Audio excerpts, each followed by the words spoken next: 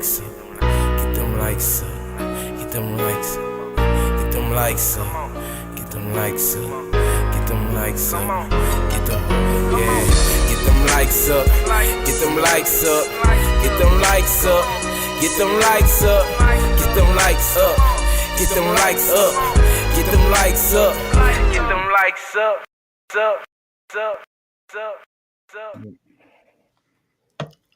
What up, though? Welcome to another episode of Spinning the Block. I'm Derek Demure. And I'm DJ Designzz. We don't make the headlines. We give them to you straight, and we debate the headlines. Man, we got a hell of a show for y'all today because 2025 is already out of control. But say, before we get into that, this episode is brought to you by Hughes BOA. We don't make clothes, we make statements. So slide over to HughesBOA.com now and take advantage of the 50% off end of season sale. Woo! This episode is also brought to you by D's Totally Tees. Hit up DJ Designzz if you need custom anything, because we got custom everything. That's right, that's right.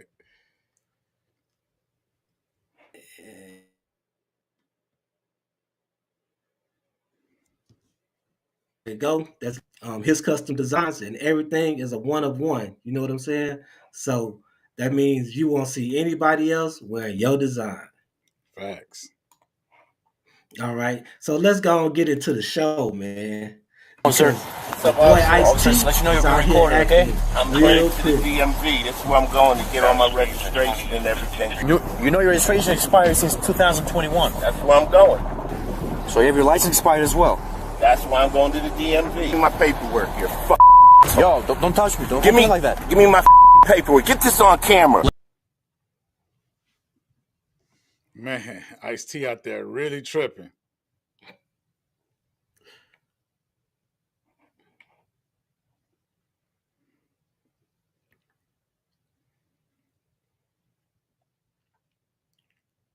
But you know what it was? What I didn't like about all that? What's the that? cop lied to his sergeant. Yeah. Because he said he wasn't going to tow the car. He was going to let Ice-T park the car. But actually, you had already told Ice-T that you was going to have his car towed. Yeah, the cop done lied to his sergeant. He throwing his weight around. Ice-T throwing his weight around. You know what I'm saying? That's why one of them got to be the bigger person and you know what I'm saying, come to their senses with it.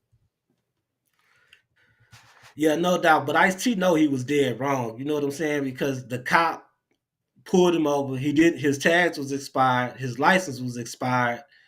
I understand you going to the DMV, but bro, you got enough money to where you could have somebody drive you to the DMV to take care of all that. Exactly. Ice-T thought his celebrity was going to put him in a privileged light. When they saw, oh, it's Ice-T, oh, go ahead, man. Hey, it don't happen like that all the time. You got to taste some regular, smuggler Joe, and now you feeling like now you're so entitled. That's the word. You acting too entitled out there, and the cop is basically being an asshole himself. So you like, you want to be entitled? I'm gonna be an asshole. His sergeant recommended that he wrote 2 tickets and leave the man car there. Instead, the asshole cop is like, I'm gonna write him all 4 tickets, knowing that Ice-T license is already suspended. But hey, you can't go into it like that in respect to better different ending. Nah, for real. And he got off easy because when he reached for those papers, man, that cop could have shot the shit out of his ass. You know what I'm saying? Like, I feel threatened now. You coming at me. But he said he was at least a foot away from him, but still, you reaching for those papers. So he don't know if you reaching trying to, you know what I'm saying, snatch him up. Exactly. But at least he didn't say, you know who I am, though, because usually that's what they say. Do you know who I am? Like, he ain't had to say it, but his action showed exactly that. It's like, come on, Ice-T, you got to do better with your community relations, man, and especially show some respect to the officer of law. The officer at the end of the video, he was like, I was just going to give you a car if you would have just showed a little more respect. But Ice-T fired back with shit. I ain't got to. So yeah, no. I mean, really. both of them wasn't going to. They both, you know what I'm saying, opposite sides of the magnet, bro. Yeah, that was real disrespectful when he said he didn't have to show no respect. Because I mean, even though, but he did say like he didn't need an appointment because they know him at the DMV. Everybody So it knows. was like he was just throwing that out there like they know who I am at the DMV, like I'm somebody. You know what I'm saying? Yeah, But yeah, yeah, yeah, he definitely tripped out. That definitely could have went bad for him though. yeah. I And mean, it's gonna go bad in court when he got all them tickets. the judge might throw some of them out though if the judge know him. Facts. But Joe Budden was arrested for lewdness, man. Apparently, Joe Budden was sleepwalking and tried to get into his neighbor's home. I don't understand how you be sleepwalking and trying to punch in the gate code, but hey, I'm not a sleepwalker. Man, I mean, I read they say Joe. They say it wasn't the sleepwalking. People say they think Joe went back to his old ways, maybe relapsed on one of them narcotics, one of them obituates. You know what I'm saying? Hopefully, he ain't had no fentanyl in that thing. He was on that Luda. Yeah, it was on some. I don't know. I mean, but according to Joe Budden on the Joe Budden podcast, he was having a good sleepwalk. I don't know what's good about sleepwalking, but I guess the two it was I think some underage girls inside and the mom. He's on a ring camera, naked, gyrating the door and typing in the keypad. They're like, "What the hell going on? Is this Joe Budden naked in front of my goddamn door?" Yeah, for real. Now he also said on his podcast that they have to move from their current location, but he said it's not due to anything that's going on with him personally. But personally, me, I don't believe that. I think it all stems from that incident. But they Yeah, supposed to be moving to a Queens location until they can find another permanent location. I think he moved back to his old location. Everybody was like, "Are these the same old Peytons? Why is Joe back in his old studio when he did so much work to upgrade and get into this other studio?" But they said that he said the town has some type of rule about no filming inside of facilities. That's a crazy rule if that's the case. Yeah, that's what he said. But I mean, they've been there for a minute now, haven't they? Yeah, they've been there for a minute, but I guess they got legal word of, you know how it go. Once they get word of, they start sending you official notices and stuff, and I guess it could affect your business if you're getting sued or got to go do some jail time because of these Yeah, they ordinances. said But it's crazy. he said people in the town had got word or something. I'm just trying to fix my lighting right quick. I think Yeah, I'm a little too bright. that's just a little crazy. You can't film inside unless this particular building that he's renting out, or I don't know if he owns it. I got to do more, more insight in that. But if it's a particular, you know how they had them big old skyscrapers, and maybe you rent out a little building, and they said no filming inside this building. So maybe it's probably one of those things. But that sounds crazy. Say you can't film nowhere inside a facility inside that town. It's crazy. Now I know that sounded crazy to me too, especially just doing a podcast. It ain't like they doing porn. You know what I'm saying?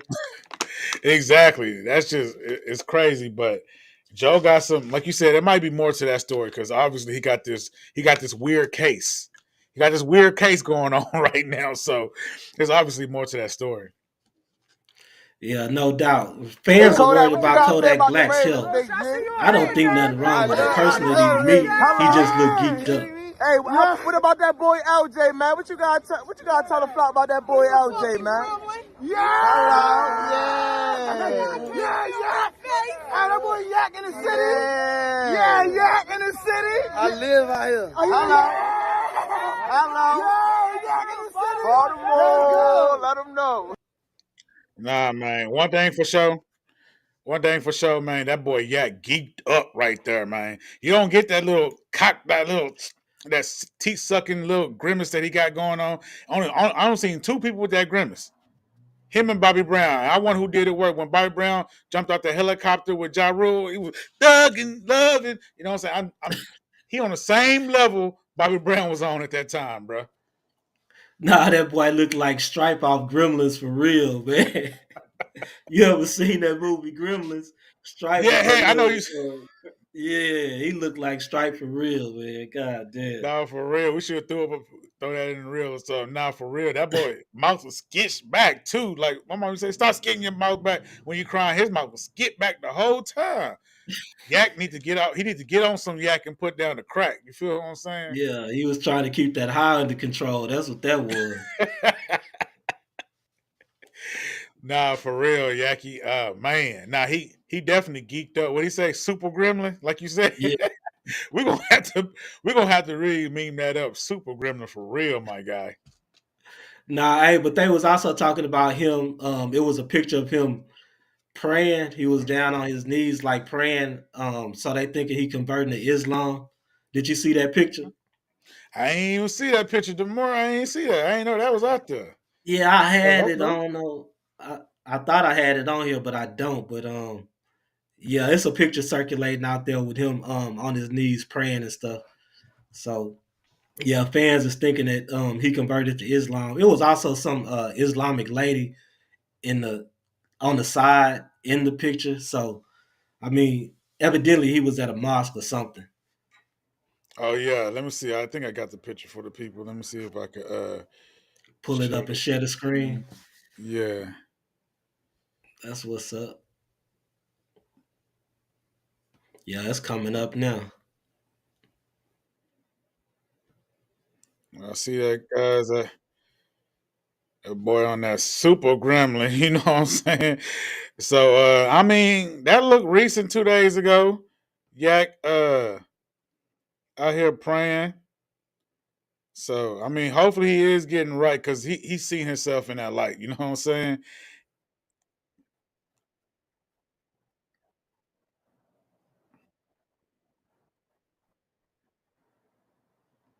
Yeah. Hopefully bro can get them demons off of him. I mean, like you said, Trump already pardoned him. So in a pardon, you don't really have conditions. I think you scot free. So I guess he went from being straight sober to like I'm scot free, and it just went back into his drug use. And I think he needed. I think when he got pardoned, he should have had some conditions like Boosie did, so you can just you know what I'm saying, wean yourself off of that because. Hate to see him like that. One of the most talented people ever. Like he said that one time. You know what I'm saying? Drake's called him his favorite rapper. So hope he Yeah, get that under control. no doubt. Okay, Angel Reese been getting backlash for her sexy New Year's attire. People like Charleston White and Jason Whitlock, they've been kind of critical of the way Angel Reese has chosen to flaunt her sexiness as of late. So, what you think about Angel Reese choosing to show her the sexier side of herself? Man, I feel like at this point, I mean, I hate to do the comparison thing, but like she needs to focus on ball, like Caitlin Clark. You know what I'm saying? Like Juju Watkins. Like focus on ball. I mean, I give it to her. Her rookie year, she came in. She set the record for most consecutive double doubles in the league. She came out a beast. She did her thing on her. She did her scrappiness. She came in and did her thing. I'm not gonna lie. They did a good job. She did, and she was a champion even in college. She took that away from Caitlin. So I want to see her focus on ball, put some stuff in her bag. You know what I'm saying? I mean, she shot more 3-pointers during last season, but I want to see her be able to take that long range or be able to mix it up on the perimeter. Everything don't got to be down low. But I love her game. Don't get it wrong. I don't the sexiness. She fine as hell, but that ain't really what we just doing it for us right now. I was gonna say that. Hey, she a fine, sexy woman, man. I mean, a fine, tall, sexy woman. Cause she like Yeah. what 6'1". So I think she's Hey, 6'2", 6'3". shout out to the viewer that we got on Twitch. You know what I'm saying? I see you, baby. You know what I'm talking about? That's what's up. Yes. But yeah, Angel Reese, she just showing her feminine side. I mean, Asia Wilson show her feminine side too, but she don't dress as sexy as Angel Reese do. She don't dress as revealing. I'm gonna say that. You know what I'm saying? Because Angel Reese has been dressing quite provocative lately. I'll say that. Yeah. I think she needs to lock in more. I mean, when that when NBA All Star Weekend came through, they gave the WNBA off. She went out, you know what I'm saying, with no, I think it wasn't NBA All Star Weekend. I think it was the Olympics or something like that. She went out with Jaylen Brown. I feel like she should have been locking in that gym rather than not taking care of Rather her than out game. trying to mix and mingle and shit.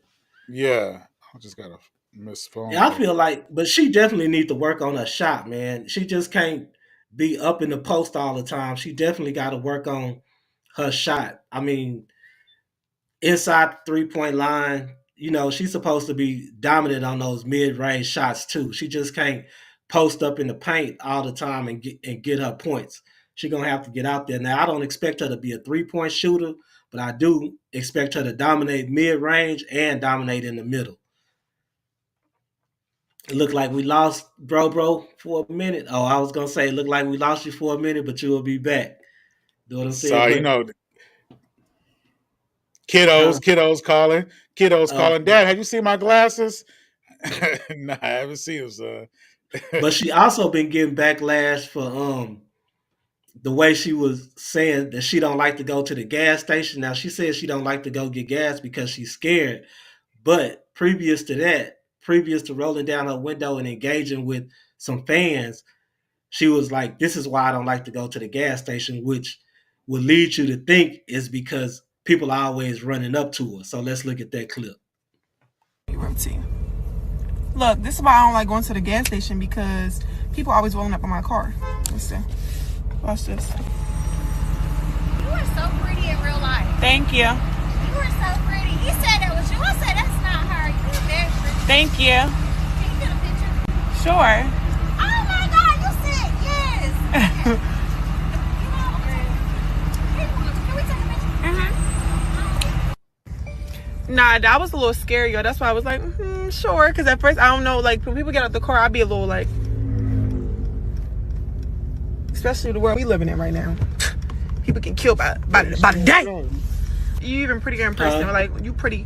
You so pretty in person. She ain't even driving, is she? I mean, I take it, cause Nah, she was stopping to get. She said she stopped to get gas or something. Okay, so she in the driver's seat. I'm like, she don't look like she in the driver's seat. Nah, yeah, she said she had stopped to get gas, but some fans had came up to her and they wanted to take a picture, and they was like, "Oh, you so pretty in person," and she was like, "I'll take that," but she was saying that that's the reason she don't like to go to the gas station. But then she turned around and said she was scared. You know what I'm saying? Like, because people be running up on them, which I get it, but these are women running up on you. These ain't men running up on you. Yeah, I get what you're saying, but I mean, even my girl, even my brother's, saying daughter, his bonus daughter, she's off to college right now. These girls are kind of paranoid to pump gas for some reason. Like Angela Reese was saying in the video, she was like, people get pow every day. It's like for no reason. So they got a right to be, a little scared. But my thing with that is, especially if you're someone like Angel Reese, I think you should, like you said, get somebody to drive that car or have somebody fill your cars up before you even go have to take them out. So you won't have to stop at that stop and meet the common people all the time. I know sometimes it could be a burden. I mean, even for a small business owner like myself, I catch somebody in the store, they want to talk about t-shirts, they want to talk about their design. And it's like, man, I got things to do. I got places to be. So imagine her, she got sponsorships, endorsements, practice. It's like model stuff. She got things to do. And we're holding up, taking picture after picture. So, but she also got to understand, hey, you out in the public, man. Like, go on with it. She a celebrity, so people gonna run up and they not run up, but they gonna approach her, you know what I'm saying, and either want to take a picture or get an autograph. But at the same time, I do understand her being a woman and being scared to go to the gas station with all this jugging going on.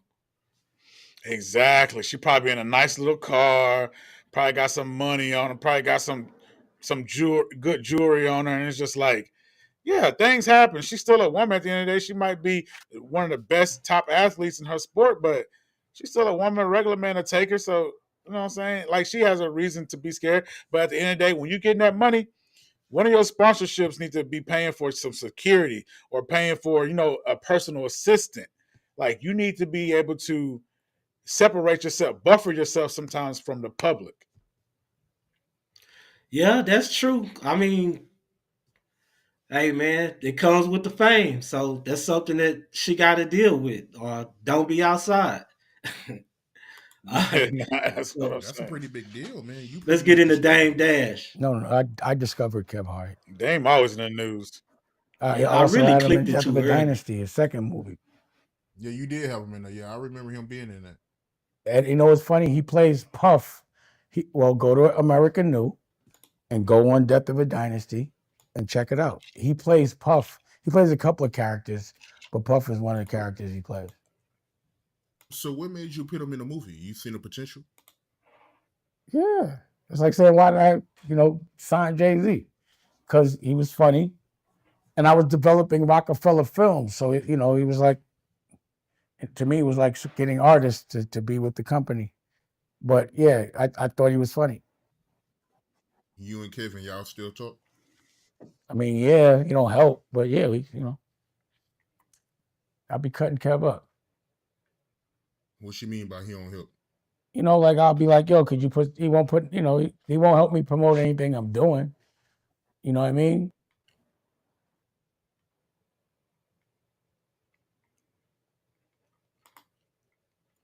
So what do you think about Dame Dash saying that he discovered Kevin Hart? I mean, okay, so make another hove. That's how I feel about it. I mean, you talking about you discovered him, you made him who he is. Make another Kevin Hart then. Because you didn't discover the man. You probably put him on. You put him in his first couple of movies. You put him in your first couple of movies after you saw all that hard work he was doing on stage. After he came around making your crew laugh, probably. I'm just saying scenarios. Maybe, you know what I'm saying? He saw him with another person, seen him on stage. Hey, this dude is hilarious. He'll be good in the movie. But who put Kevin Hart in that position to be in front of you? Kevin Hart. Like, you can't take credit for a man's hard work. So, no, I feel like you might have put him in his first role. I don't mean you discover him. That man was pushing himself out to be discovered in the first place. But he's saying he put him on. He put him in his first movies. He made him garner some. He gave him some motion, basically. You know what I'm saying? But he's saying that Kevin Hart not reciprocating that same thing when it comes to him. He not helping him out now that he has legal troubles, stuff like that. He's saying, "Hey, bro, worth $450 million. He won't even toss me a bone." I understand that, but I mean, at the end of the day, it was you helped him out, he helped you out. The movies are classic because of Kevin Hart part. I mean, he was on his grind before that. Bro can throw you a bone. He ain't obligated to. That ain't his duty to. I mean, I understand what he's saying, bro. Or you at least can promote my stuff. You can at least promote American New. I feel that. I understand that. But at the same time, it's like you discover him, go discover another Kevin Hart. You made So Jay, go make another Jay. You don't think he owed Dame Dash a debt of gratitude at all? Like, I mean, chunk the man $100,000 or help him out in some of his endeavors. Help him produce a movie. Dame in the movies now. Put some money behind his movies. You don't think he owe a debt of gratitude to that? I mean, not saying that he have to do it because he don't have to do it, but just saying like, I know this man helped me get on, so I'm gonna help him with what he going through, even if it's just behind the scenes. I mean, I can't say he's obligated or owe him or even a debt of gratitude, but he could do it. It wouldn't hurt. I mean, because Dame did put him in his first role, but at the same time, he was bound to get in the role anyways. Dame just seen it early, I guess. I mean, are you really in that bad of a situation? I mean, I don't think so, Dame. You're looking good to me. You know what I'm saying? He is. This man got to auction off his jewelry to pay some of his child support. I just read that. And those are mistakes. That's on him. As a man, like you doing stuff, that's on you. You signing he doing $60,000 a month? It's like you knew you was about to go broke doing that.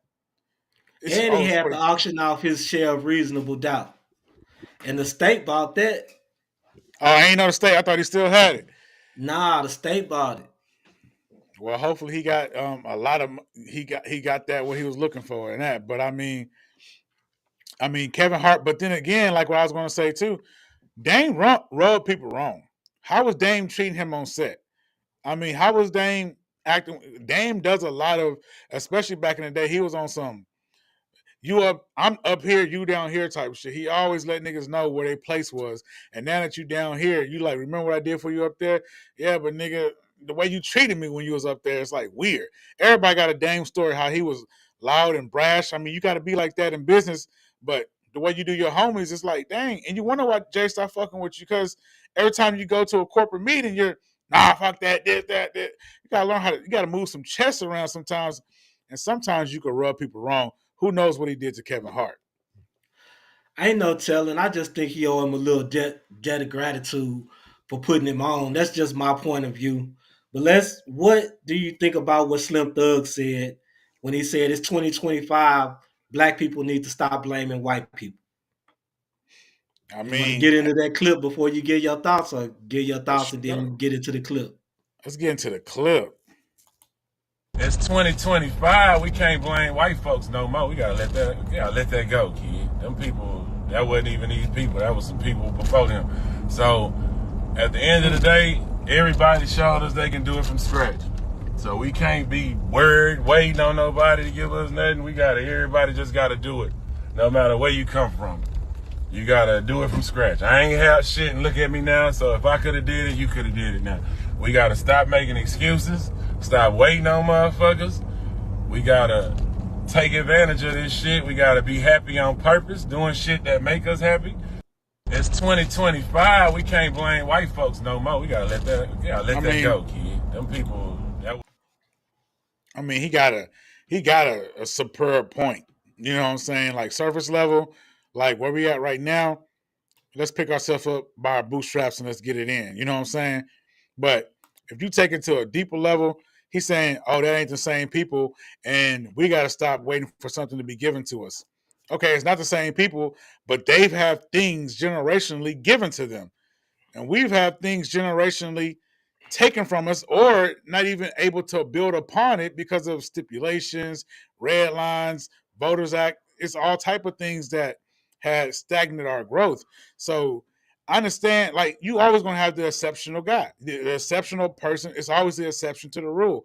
And Slim, right now you got to understand, yes, you put that hard work in, you're deserving of what you got. But you're the exception to the rule. How many rappers that started when you started, had hot songs when you had, and still ain't got the money? You know what I'm saying? You're the exception of the rule.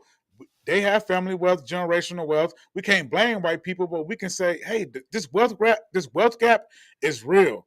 This housing disparity is real, and it's also been manufactured. We can't deny that either. Slim took care of his business though. When it came to his music, he stayed independent until he signed with Pharrell and them, and then he did that one album. So I mean, he always on that business tip. He was always business minded. He made sure that his music stayed his. That's how he made his grip. You know what I'm saying? He took that hustle mentality and he applied it in the business sense, which most street niggas don't do. That's why they end up broke. But as far as him saying it's 2025 and we can't blame white people no more, he's seeing the world through a totally different lens these days because he got the money. You know what I'm saying? It's still systemic racism out here. Now, we do have plenty of problems in the black community because we don't support our black businesses. We don't pour back into our communities. We'll go to Walmart and spend $300, $400, $500, but say if they come to you and want a T-shirt, they're expecting a discount. You know what I'm saying? So we're not pouring that same money back into our communities, and the money don't even circulate in our communities that long. In other communities, it circulates damn near 10 times, 20 times longer than it does. Probably longer in the Asian community than it does here. We don't even support black banks. We got a black bank here in Third Ward. If it was 15 people in the chat, I bet you 15 people couldn't say I bank at a black bank. That's true. I don't even bank at a black bank, and I'm a black-owned business. So, but I mean, you can't in your area. They don't have a black-owned bank. But I'm just saying here in Houston. Yeah, if it was 15 people in the chat that was here in Houston, I bet you they couldn't say, I have an account at that black-owned bank in Third Ward. Why? Because they think the white-owned banks are more prestigious and they won't even give you a home loan. It don't matter what your credit score is. Most black people can't even get home loans with excellent credit. And if they do, then their interest rates are out the roof. So, I mean, I get what Slim Thug's saying at a point, but he also have to realize that we still face a lot of challenges out here as black people, man. Exactly. That's why I said Slim, he right on the surface level, but you gotta understand it's a deeper thing going on. I used to say the same thing. I remember arguing with people, especially when I was taking, criminal justice classes, and just like, yeah, we'll be fine. We just gotta work, put up, what I'm saying, strap ourselves up by our bootstraps, we'll be fine. But then you go into all this, oh, they got land grants and that land been in their family for 300 years, and it's just like, bro, like you got to see the disparity that it is, and you got to understand that that's hard to overcome. You're an exception. It was a black man that just got. I didn't mean to interrupt you, but it was a black man that just got lynched for his land in like Mississippi, Alabama, one of those southern states, Georgia, somewhere. It wasn't here in Texas, I know, but not saying that those things wouldn't happen here in Texas, because we know Texas is one of those red southern states, so anything is bound to happen here. But yeah, he just got lynched for his land. Yeah, we're gonna have to cover that this Sunday at 7:30, if that's recent news for sure. No, it's recent news. I saw it on Indisputable. Yeah, oh yeah, we gotta cover that. Well, let's get into 50 Cent has a Las Vegas residency, and critic Jenny Gay said that his show was the worst show in the history of Las Vegas residency. So let's get into what she said about his show, and then we'll get into him addressing her. 50 Cent's Las Vegas residency might be the worst show that's ever come to Vegas. The theater was mostly full and people seemed to be excited about it, but take a minute to listen and then I'll share why I thought it was terrible.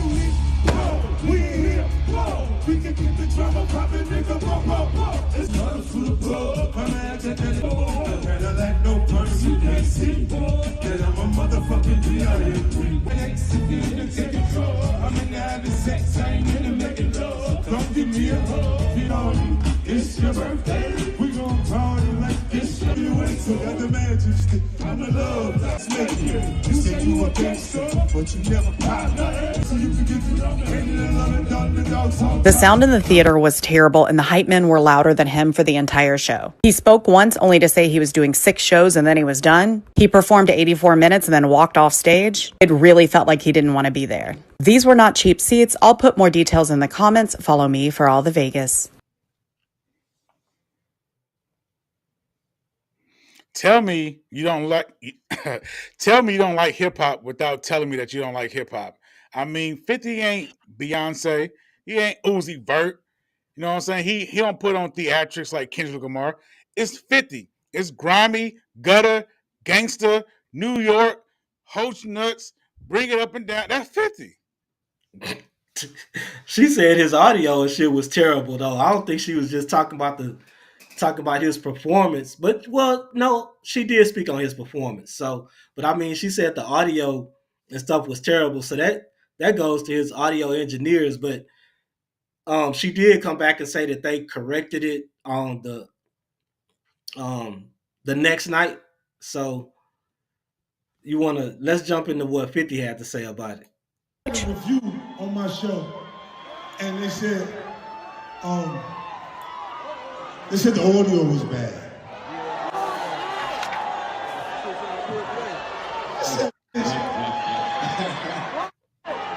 You were supposed to say 50 be doing this. And that's what I'm gonna do. I'm gonna say the music was bad. All that, man. But you thought I was gonna be out here rollerblading like Usher? I see some brown was flying in Africa. I don't have records to require me to fly in Africa. I mean, for real, bro. For real. What's your thoughts on it? I really don't know why she came at 50, to tell you the truth, knowing he the king of trolling. You know he was gonna troll you back. That's true. That's what she do. She give her critique on these Vegas residencies, but you know 50 gonna come back at you. He not gonna take that line down from nobody. It's just in his nature. Exactly. Like, come on now, 50. This probably ain't gonna be his last time messing with you. he probably gonna mess with you throughout his residency. Now you know how 50 is. He a little troll. He don't let stuff go either. Exactly. Hey man, your boy Pleasure P out here calling his bandmates heroin addicts and shit. I mean, your boy Slickum Ham, and I want to talk about that name because what the fuck did he come up with that name, man? What does that even mean, Slickum Ham? Slickum Ham. You know what that mean? But That's just that ghetto shit. he responded to Pleasure P calling him a drunk, and I ain't gonna lie, Pleasure P do be, because his words be slurring, sound like he don't know what he talking about sometimes. You know what I'm saying? Pleasure P is out there, man. But let's get into this clip. Post that this industry so but they got one of my brothers on heroin, and I don't even want to talk his business, but I miss him, and I wish I could talk to Slickum. Post, let's talk about it. Let's talk about all these people are. Yeah, man, but shoot. Slickum Ham responded on his Instagram, said, man, that's a bunch of lies. Cause all Pretty Ricky fans ran over to Slickum Ham recent post on his Instagram. It's like, hey, Pleasure out here telling your business. Pleasure out here telling everybody you on heroin, on that dog food. He like, man, that's a bunch of lies. I mean, but then he went back and said, nope, pleasure on that bottle, which I believe, and even in that live, I think that was like New Year's Day or something like that. Pleasure even said he get drunk sometimes, but at least he said, but at least it ain't no hard drug. But bruh, it's still a vice. Sometimes when he was talking about writing Lollipop for Wayne, he was lit. And just right now, when we watched that clip right there, he was lit. So, I mean, it ain't sometimes, bro. You might have a little problem going on there. Yeah, he probably got a little problem. Like you said, he's slurring. You don't slur off of just one night. That's a continuous nights. Nah, for real. But it was his birthday. It was? Yeah. All right. We'll give him a pass on that one, but he better not come on here no more with all that slurring and shit. But ex-Rap-A-Lot artist Tulo was on Mike D's Dirty Third podcast, man, and he shot himself. I don't know if he shot himself, but the gun went off when he was digging in his pocket. So let's check out that clip, and then let's come back and talk about how stupid his ass was. Those stew-head ass nigga. Trying to be something that you not, and choices we got in life, those were your choices. Who shot who? Somebody got shot?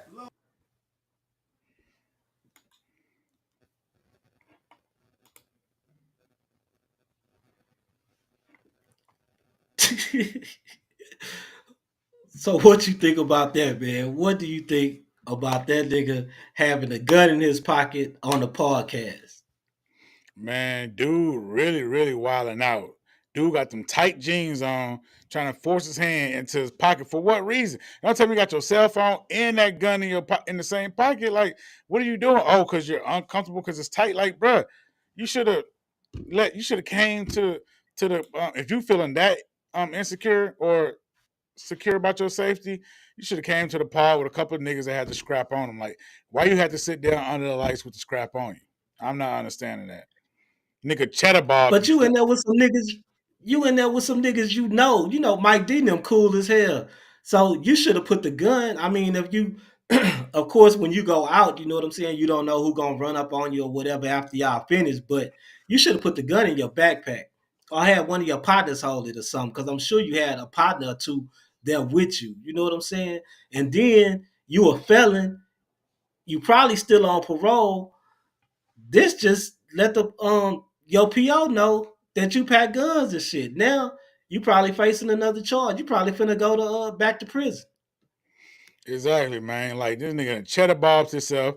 He done Charleston White himself. I think Charleston White, did he hit himself or it just went off in the club? Nah, he hit himself in the leg. Nigga done cheddar bob. Come on, bro. Like these gangsters gotta do better. Like if you got a pistol and you don't know what you're doing, what you got it for? I mean, come on now. You know how I do is shoot that thing and but yeah. Can't say you forgot it was in your pocket because I know when you went to digging, you felt that bitch. You know what I'm saying? Exactly.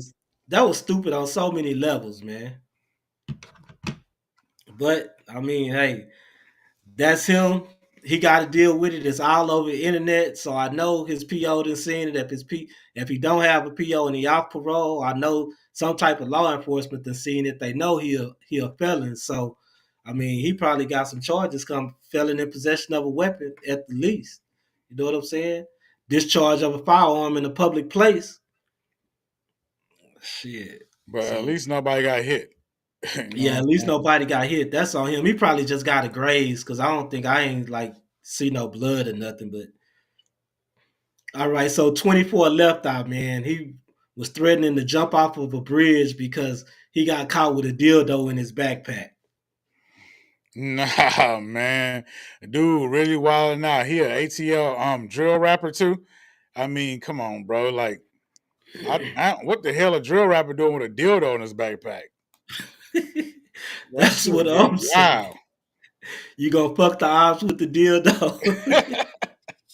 Nah, man, that shouldn't even been in your purchase history, man. That shit crazy.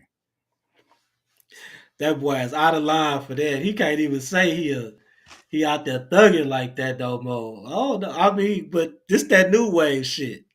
So yeah, that's you true. know what I'm saying? I come from the 90s, man. You know, gangsters didn't get down like that in the 90s. If they did, they kept it in the closet. I mean, I don't think they was walking around packing no dildos in their backpacks. Nah, man. Hell nah, man. He couldn't be no gangster doing no shit like that. I mean, but this is claim to fame. Nobody really knew him probably other than the Atlanta scene. So this how you gonna come out being introduced to the world with 21 Savage basically clowning that boy in the Instagram post. 21 Savage was on his ass. Pause, no Diddy. Yeah. All right, but this don't got just in the realm of that gay shit. You know what I'm saying? I mean, no offense to the LGBTQAYZ community. I'm just saying, August Alsina and his boyfriend was on Instagram, and actually my daughter sent me this picture. Well, this TikTok, they was on TikTok, my bad. My daughter sent me this, and I didn't know what it was at first, so I just kind of like brushed it off and just kind of like closed it. When I seen it, I'm like, I don't know who these niggas is. Then I went back and I was like, it must be a point here. You know what I'm saying? So I read the caption. Man, I text her back, man, them niggas nasty, man. Put the pick up, so let's get into this clip with August Alsina, boyfriend Zoo posted on TikTok with the caption, this who I'm about to climb when we get in the crib.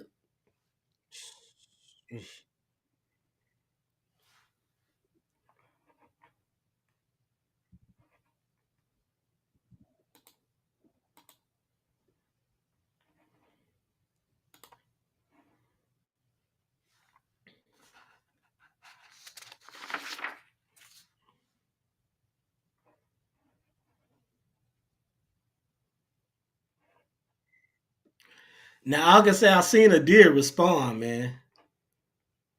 Well, August had to say, man.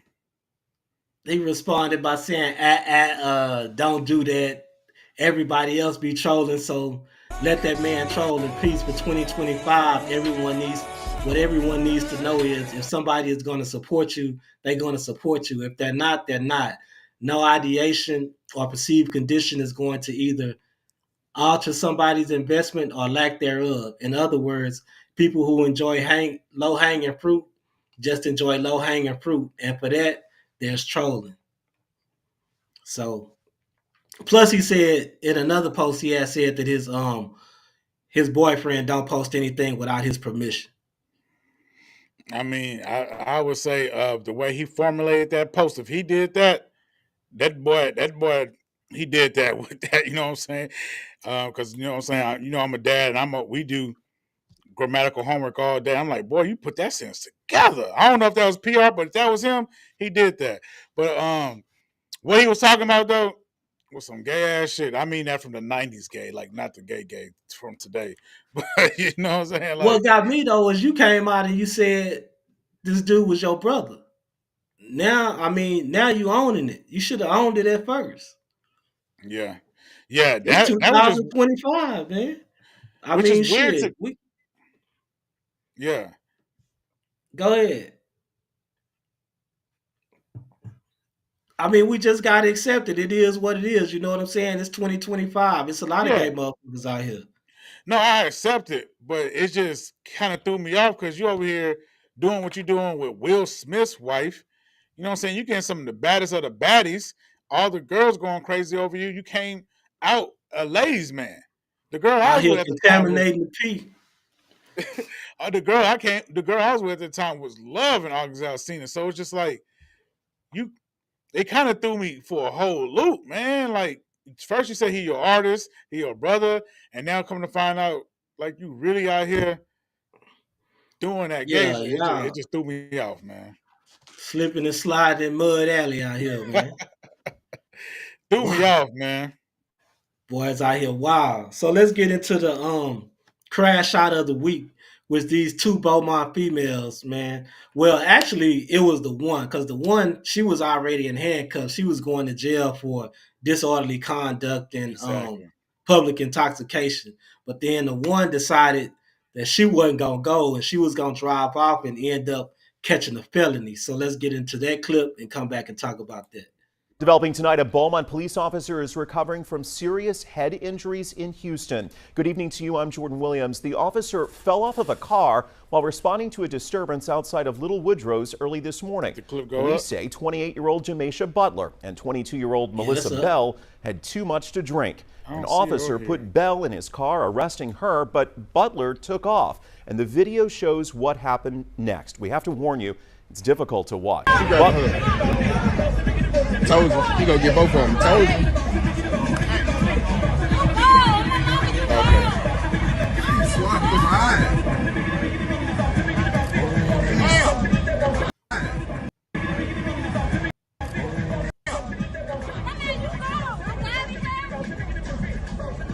You better leave. Nah, he gonna get a look.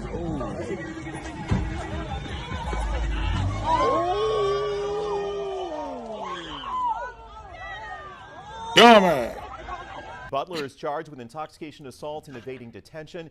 Police say both charges are enhanced because they involve serious bodily injury to an officer. The second woman, 22-year-old Melissa Bell, was arrested before the officer was hurt. She faces multiple charges, including public intoxication, resisting arrest, interference with public duties, and Jimmy assault Butler, on a police officer. dumbass. That's what I'm saying. The chick who drove off, Jamisha Butler, she's the recipient of the Crash Out of the Week award. Because what the fuck was you thinking? You know? Yeah. I mean, everything going on Snap, everything going on Instagram, everything going on Twitter. It wasn't like you was going to get away with just driving off. What the fuck was you thinking? And then you was only going to jail for disorderly conduct and public intoxication. You would have been out the next day. Now you got a felony. Exactly. Like these young people gotta sit down and stop trying to show out. You got people on the sideline hyping her up. You better pull off, you better go on. Girl, you was gonna get caught anyways. Why would you roll out? Come on, it's a red drop top Mustang or whatever. Why would you do that? It's easy, noticeable. Your friend gonna tell who she was with. Then you just got more charges added. Then the officer jumped in and hopped his happy ass in like he thought he was gonna do something and got his ass zoomed off on like GTA. Like, nah, shawty, you really like our decision making as a culture has got to get better. You don't let people hype you up. That's why I was about to get back into dad mode, but you don't let people hype you up for real, man. Yeah, he was trying to be a superhero. I mean, I feel bad for what happened to him, but let her take off. Eventually you're gonna catch up with her. You know what I'm saying? Somebody out there know who she is, probably gonna tell. If not, it's plenty of video evidence. You know what I'm saying? All you got to do is scrub somebody's social media. You go find out who she is. Nah, for real. You said he was trying to be a superhero. Need to put the cape on his back. on that point when he jumped on the thing, we need to put that cape on the back of his shit and give them both Crash Out of the Week because he crashed out for real too. He needed a cape. He needed some levitation powers or something because he cracked his dome. I mean, I hope he all right. You know what I'm saying? That's for anybody. I don't give a damn if you a cop or whoever. You know what I'm saying? No, facts. It was an unfortunate incident, but he put himself in that line of fire. I mean, she was drunk. It is what it is, man. I mean, yeah, like you said, he could have got on the radio. Hey, we got one going down to this way. Hey, pull up, red Mustang, drop top. yeah, just called out the script. Just called out the description of the vehicle. I mean, you trying to be a superhero. Nigga, but that didn't work out too well for you, did it? Nah, bust his whole top. But you know, like you said, hope he good. But Shawty, you going down, and you know they don't play about their officers. You know they don't play that's about what their I'm saying. She getting hell in that jail. Yep, they could hit her with assault, vehicular assault. I mean, she got a plethora of charges. They probably gonna add some more. Oh yeah, they don't play about their officers. So y'all need to hey, the best thing to do, officer, am I going to jail? Take me to jail. Go see the judge in the morning. You know what I'm saying? Don't argue. Don't even talk to him because whatever you say can and will be used against you. So go ahead. Exactly. Take me to jail if I'm going to jail. If not, let me leave the scene. And that's you going to jail. They going to jail for some misdemeanors. They'll be out in the morning. Sleep that shit off, and then they'll be out. Now you caught a whole felony. A whole case. Come on, bro. So let's get into fight or flight. Crash out of the week award. You know what I'm saying?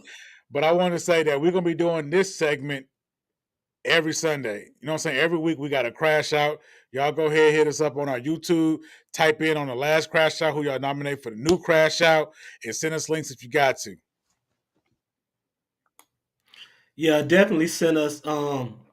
I haven't even been checking the chat. I'm sorry, y'all, but definitely send us what y'all think or who should be crash out of the week. You know what I'm saying? You can send it to spinningtheblockmedia@gmail.com. That's spinning with no G, DA the block BLOCK media@gmail.com. You know what I'm saying?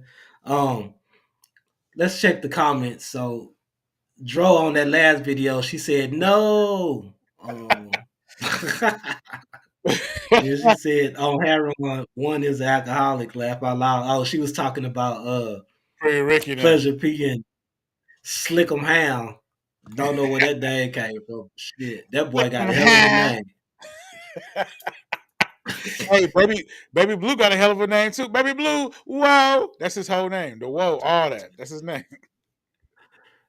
And okay, check out y'all fit. Oh yeah, y'all see fit? Y'all see the Hughes. The Hughes. Oh, definitely. Hughes BOA, baby. You know what I'm saying? Hustle until everybody's straight. You know what I'm talking about? So we definitely about to get into fight or flight, man, because Finesse 2 times is into it with Hustle Cartel Gaming. So let's I've been around King 3-4 years, but since you tended the Hustle Cartel business, tend to this. I got $100,000. I knock your weak ass out one-on-one in the ring. I got another $100,000. I knock that fat fuck out that you rhyme for in the ring. I got $200,000. I knock either one of you pussies out in the ring. Now, which one of you badass clowns want to take that bone?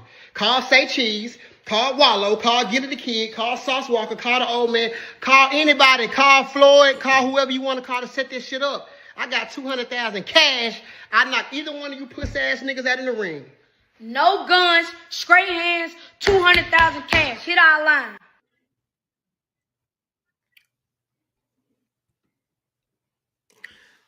So, Hustle want to throw them hands, but Finesse in Charleston don't want. Finesse said they don't throw hands where he from. They shoot. Charleston say he want to see the kids fight. So we gonna get into what Finesse saying, but what you think about the situation? I mean, it's a boxing event. It ain't like they out there swinging things for real. For Finesse, it's a lose-lose situation. It's you not first of all, Hustle Gang or whatever his name is. He's not on Finesse level. It's a lose situation. I'm not making no more money. and it's gonna hurt my reputation if I win or lose, because you can get clips of you hitting me. Nah, like you said, I like what Charleston had to say though. Put the kids in the ring. King, you grown. Get your ass in the ring with that 10-year-old that Charleston said he got older from that Dallas-Fort Worth area on your ass, where Errol Spence was made at. You know what I'm saying? King grown, gonna get King up in the ring. Let King make the money. But them gangsters get up in that ring, it ain't gonna end in the ring. I don't want to see that. I don't know, man. That kind of, to me, Finesse kind of curved out on that one. You know what I'm saying? Nah. Yeah, that boy talking about they might do that in Houston, Texas, and them other places, but I'm from Memphis. Let's get into what he said. That boy, he curved out. Unlike Houston, Texas, and other areas, I'm from Memphis, Tennessee. We ain't doing no fighting. You getting your ass hit with that flame for even asking to fight. Don't show no type of threatening gesture. Don't get loud. Don't ask me, don't threaten me. Your ass getting hit with that Waka Flocka flame. Fight these 7.62. Fight these 5.56. Tough ass nigga. Protect your reputation at all costs, man. For all the war. That's what I'm saying. Come on, man. These niggas ain't fighting, bro. And if you already know what type of time it is, why even ask for that? Bro, that's that new wave shit. That's that new wave shit. You gotta at least get out there, man. You gotta at least get out there. It ain't about winning every fight. It ain't about winning every fight. It's about willing to get out there and establish some respect. Because if a nigga know you gonna fight, they less likely to fuck with you. It ain't about, you ain't gotta win every one. It's just about getting out there, showing the nigga that, hey man, I will get out there and get down for my nigga. You gonna respect me. Yeah, but not no rapper that's in a prime. Not nobody that's in a prime that got something to lose from somebody that's down here trying to get up to where they at. It just ain't that. If this was Finesse and one of the Migos, go at it. You know what I'm saying? But that'll probably boost Finesse, and one of the Migos ain't got nothing to lose from that. So it's just like it's a lose-lose situation for Finesse. Like Finesse say, I ain't even might get into that child shit with y'all. I can understand if we was in like a Nicki Minaj and a Cardi B situation, we in his hallway, shoes getting thrown. All right, now let's get out there. I'm nice on the shoulders. I'll show you I'm nice on the shoulders. We out there. But I ain't about to meet up with you and fight. Nah, nigga, I ain't about to do all that. I ain't got time for that. I'm grown. Pew, pew. Let's see what Charleston White had to say. Bet that 100 once they put that other money up. Because I know you can't knock me out. I know you can't. Nigga, way I seen you and your cousin fighting in front of Walmart over that life insurance policy, mama, that you stole from, I think you stole from your cousin, mama or daddy. Nigga, you gambling the life insurance policy money. You a rotten motherfucker, boy. Hey, them people ain't left you that money, and you cheating everybody. Yeah. Somebody tag Hustle Gang Cartel. He stole money quiet. Since that shit, I see why Lil King over there snitching. He with a snitch. Tattletale. He telling all the people business. Well, when Finesse 2 times, they were running from the police, and they didn't even think that it was a kid. Oh, now you want to be a kid. You want to hang out with Moneybag Yo now, and when Finesse tell you can't because you're a kid, now you want to how you a kid now. Men make up. I got a 10-year-old that'll whoop you. I got a 10-year-old named Lil Marco. Say, let's put some money up on they fight. Yeah, I want to see that 10-year-old from DMV get out there with him, with Lil King. That's something I'll pay for. I don't want to see them gangsters get into them gangsters out of shape, fat, sloppy ass nigga. I don't want to see all that. Charleston talking that shit, but he ain't getting out there though. He want to see the kids fight. Charleston ain't like get Charleston got one eye. You gonna beat Charleston over there, man? Neither. Nah, let kids get over there. They'll get over it quicker. There ain't gonna be no shooting going on. They 10. Let them go and get out there. Put the money on them. And let the grown man settle with your young boo. You know what I'm saying? Grown men for counsel and young men for war. You know what I'm saying? Go and put them out there. So Gloss Up put them hands on her ex-manager. Yeah, we can't show the video, but we got a still picture. But y'all hear that commotion? You know what I'm saying? Get her. Sound like she said she was from the back. Yeah, she say I'm tired of you playing with me and my kids. You been playing with me and my kids. My mama, my labor, how fuck Tati, playing with me, bitch. Get her. How you been playing with me, bitch? Yeah, she on her ass. On her ass. You think Glossa was wrong for going up there and instigating that shit? Because she say she snuck her from the back. So do you think Glossa was wrong for going to the club and starting it? From the small context that I have, yeah, she was wrong. I mean, at the end of the day, not only are you wrong, now you open yourself up to be sued. And we know them lawsuits, as you can tell, 2025, them lawsuits been handing people some L's, you know what I'm saying? And you already got dropped from your label. So it's like, Glossa, you gotta handle that more of a chess move. You gotta be more a boss about how you handle situations. These lawsuits is the Me Too movement 2.0. Shit. Everybody coming out the woodworks. We're going to get into that a little later on because you know your boy Skip getting sued. But let's get into what Glossup's ex-manager had to say. But she did. She say she got her ass whooped. She took that L. She definitely beat me up. I definitely have injuries. I'm definitely hurt for sure. We leave out the club. I'm talking to the owner of the club. I'm outside talking about business. We're talking about how we want to open our own lounge and how we want to cater to this type of crowd and that type of crowd and all type of shit like that. We talk about real shit, okay? My back, like how my back is turned like right now, I'm talking to the owner who's right here in front of me and my other homegirls right here in front of me, and we're sitting there. Okay, we're standing there, talking. Out of nowhere, I get hit from behind. I didn't see it coming or nothing. The girl came in a sports bra and some workout tights and tennis shoes and a bunny, okay? Yes, I have injuries. Yes, my nose was swollen. Yes, my knees were scraped. Yes, my hip was bruised that I had surgery on before when I went to Jackson State and ran track. Yes, yes, I was attacked.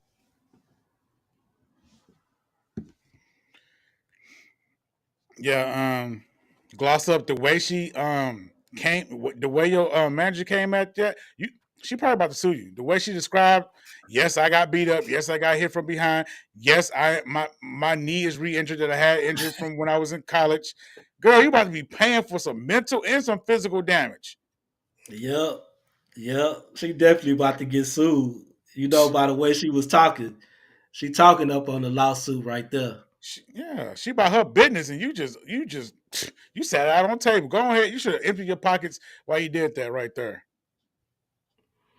Yep. I mean, I don't know what her manager did to her, but shit, she told her ass up. That's what I meant to say, Demure. It's a reason for this, though. Because you see what she said. Don't play with my kids. You playing with me and my mama and my livelihood. What that manager then did now? Glossop took it from the street perspective. The manager trying to get you in court, from my opinion. I feel like that manager did some shicey shit. She knows she did. No doubt. She caught her ass in D space unexpectedly and tore her ass up. I mean, at the end of the day, street justice is still what? Justice. So, I mean. All right. Popular YouTuber known as Corey SSG, his real name is Corey Pritchard Jr., has been arrested in Dubai on charges of threatening and kidnapping. Now, I didn't know who this dude was, but apparently he was a real popular YouTuber here in the Houston area, and he was married to this chick named Carmen. I guess that used to be his business partner. Also, she came out with a video back in July that said, you made Diddy look like an angel, detailing how he used to beat her and stuff like that. And she even showed pictures. So he was saying he fled to Dubai because Mob Ties was trying to set him up and was trying to kill him and stuff. But the feds picked him up on threatening and kidnapping charges. So apparently he kidnapped this young lady or was threatening her or something. And I had a video of him talking about Mob Ties, but what do you think about it? And have you ever heard of this dude? I never heard of the dude, but he catching flights to Dubai. He linked up with Mob Ties. He getting some of that YouTube money. I ain't never heard of him. I don't really watch the relationship type of YouTube, but if he worse than Diddy, the Fed about to do something with you, boy. Or they might be trying to they might try to flip his ass. He got problems with Mob Ties. They want to get something on the boss of Mob Ties. They might try to flip him, say, hey, what's going on? Did he threaten you? So it could be a lot going on with this case. He didn't plan on coming back, though. He had caught a one-way ticket to Dubai. He was about to set up shop over there. He wasn't coming back to the United States. Yeah, but now that they got him, he could flip him. You know what I'm saying? Hey, you looking at this amount of time. So what's going on? Give us something on them boys over there at Mob Ties.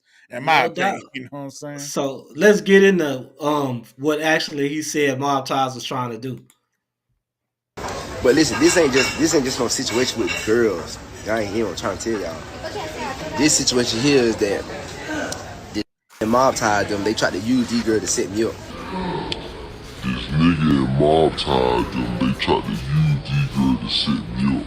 To this guy, they used these girls to try to set me up, right? It was two white girls. They tried to set me up. The girl worked in the club industry in Houston, right? So I stayed cool. You feel what I'm saying? And long story short, bro, let me show y'all real quick. Hold on. So this the girl right here, right? Let me show y'all. Check this out. Show y'all. Look. So this the main girl right here, right? This the main girl who they use to try to set me up. And she around here walking around lying by her age. Look at her. You feel what I'm saying? Thank you. I'm gonna let y'all go laugh so hard, right? Cause let me tell you how they trying to, and I know who working behind this, bro. They so dumb, bro. I know who working behind it, right? So thank God I screenshot her page when everything happened. She ain't post nothing, right?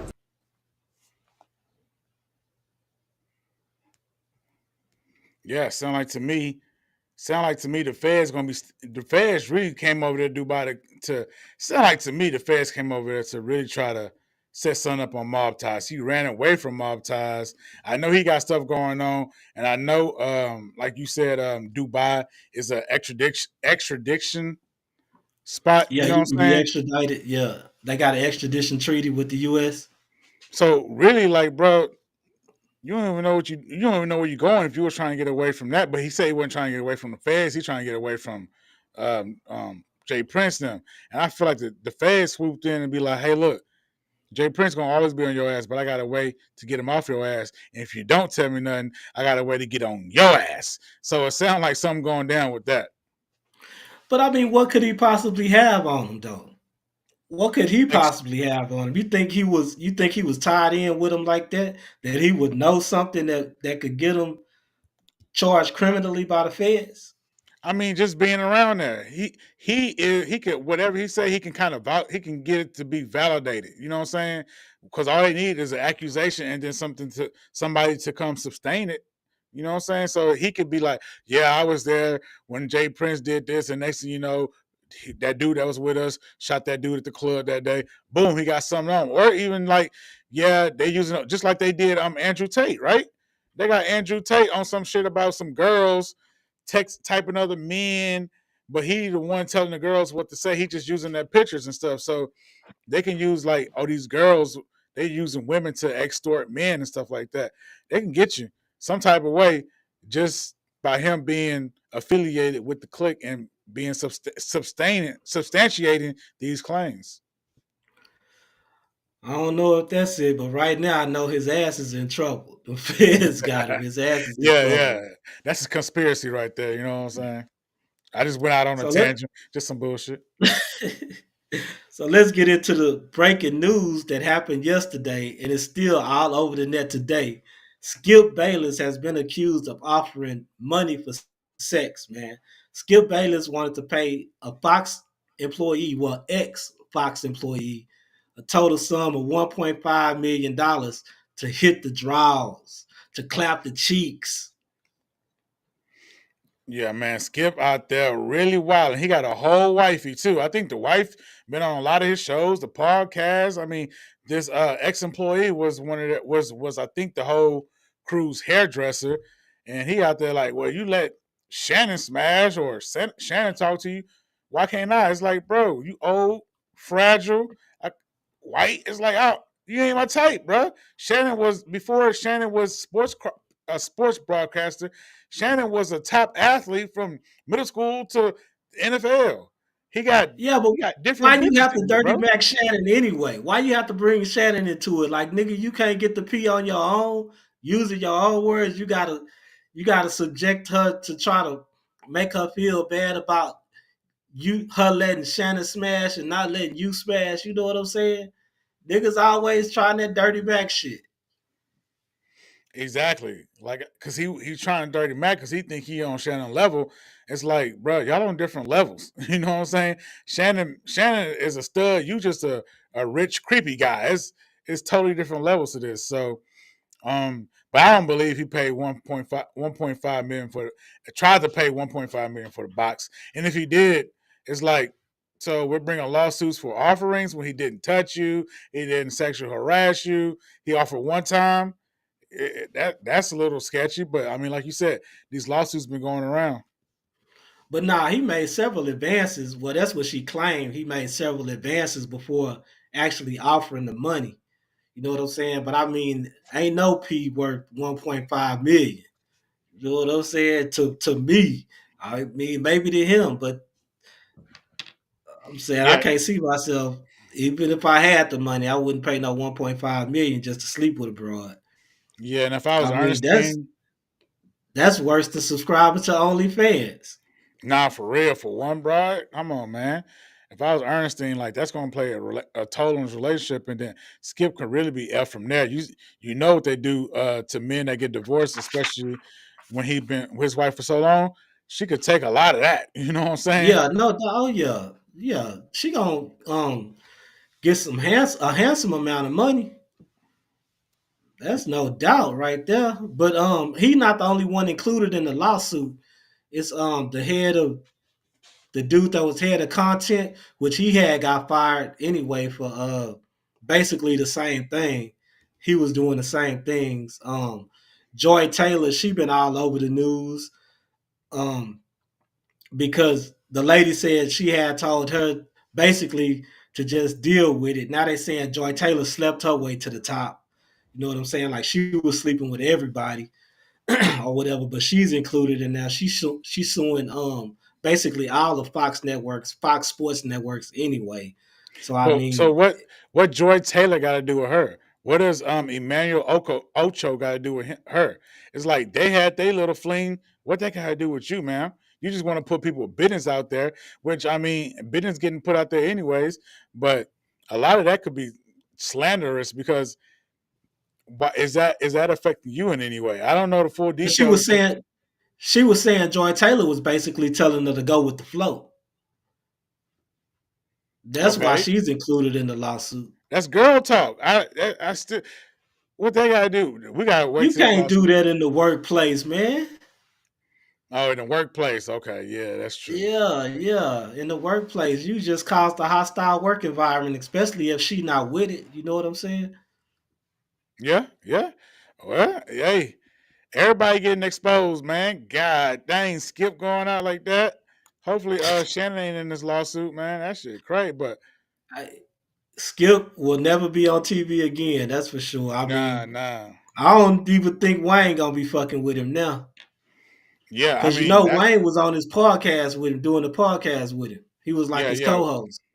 Yeah, Wayne was his boy, man. I mean, but Wayne can't really be seen with him if he representing these athletes.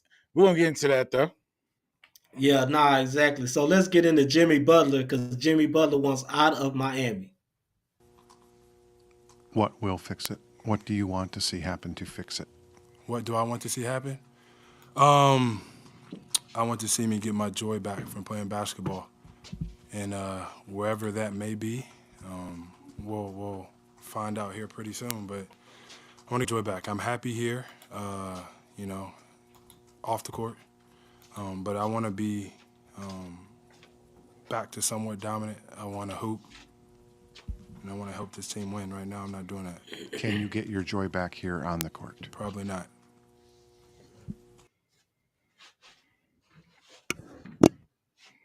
I mean, that's real. I mean, the way Pat Riley is treating the situation, it shows that Pat Riley's out of touch. Everybody, you know.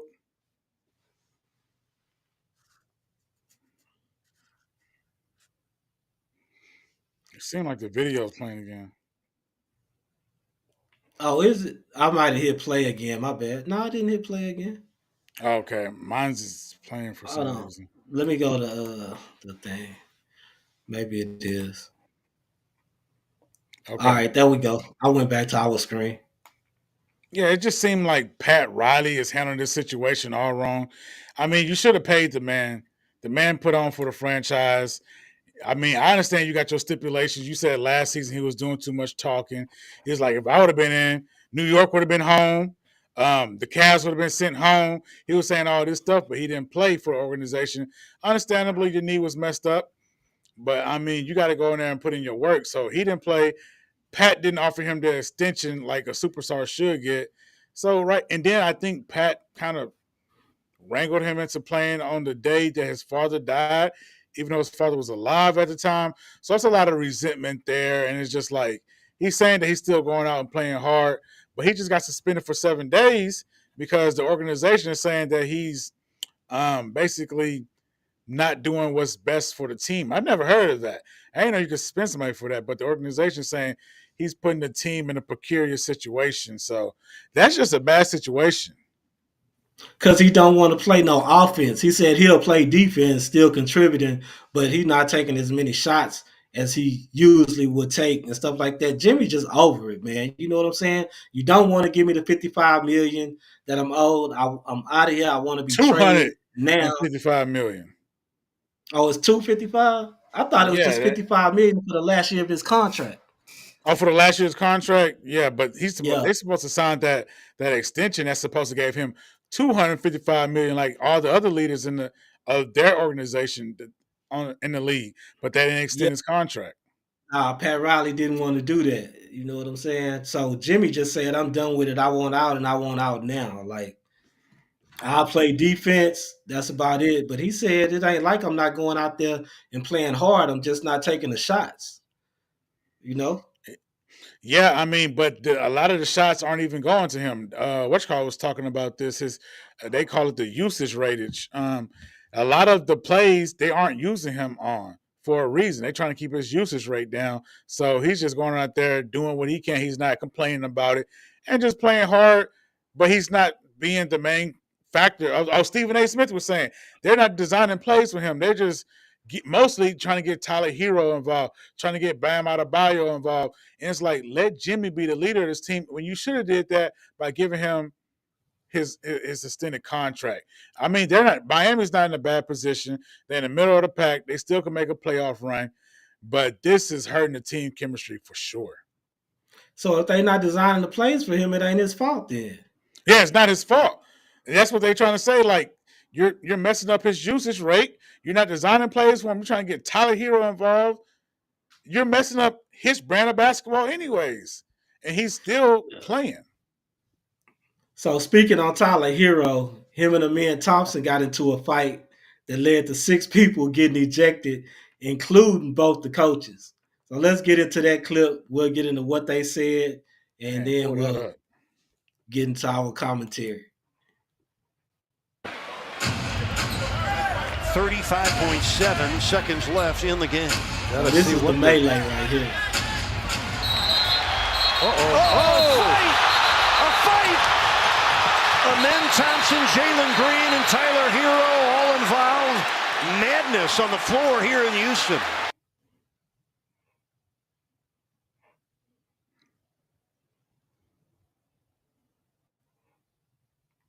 Hero said he was mad because he was dropping them dimes on him. I mean, Hero was playing some type of ball that kind of made somebody like pissed off. I mean, the way you playing, I'm coming to hold you. You put your shoulder all in me, your neck all in me. Bro, in real life, I'll slap you up for doing shit like that. Like, calm down, bro. Like, let's just play. You ain't got to be doing none of this slide type of stuff. Like, you get serious on the court because it's annoying. Like, Hero play like that. What's that old white dude from Mavericks that just called Luka play like that? we don't play our basketball like that. We don't want to be all touchy-feely, but these white boys, they're not as athletic as us, so they're getting in our head. They're playing a touchy, bumpy game, messing up our timing, and it got to Amir.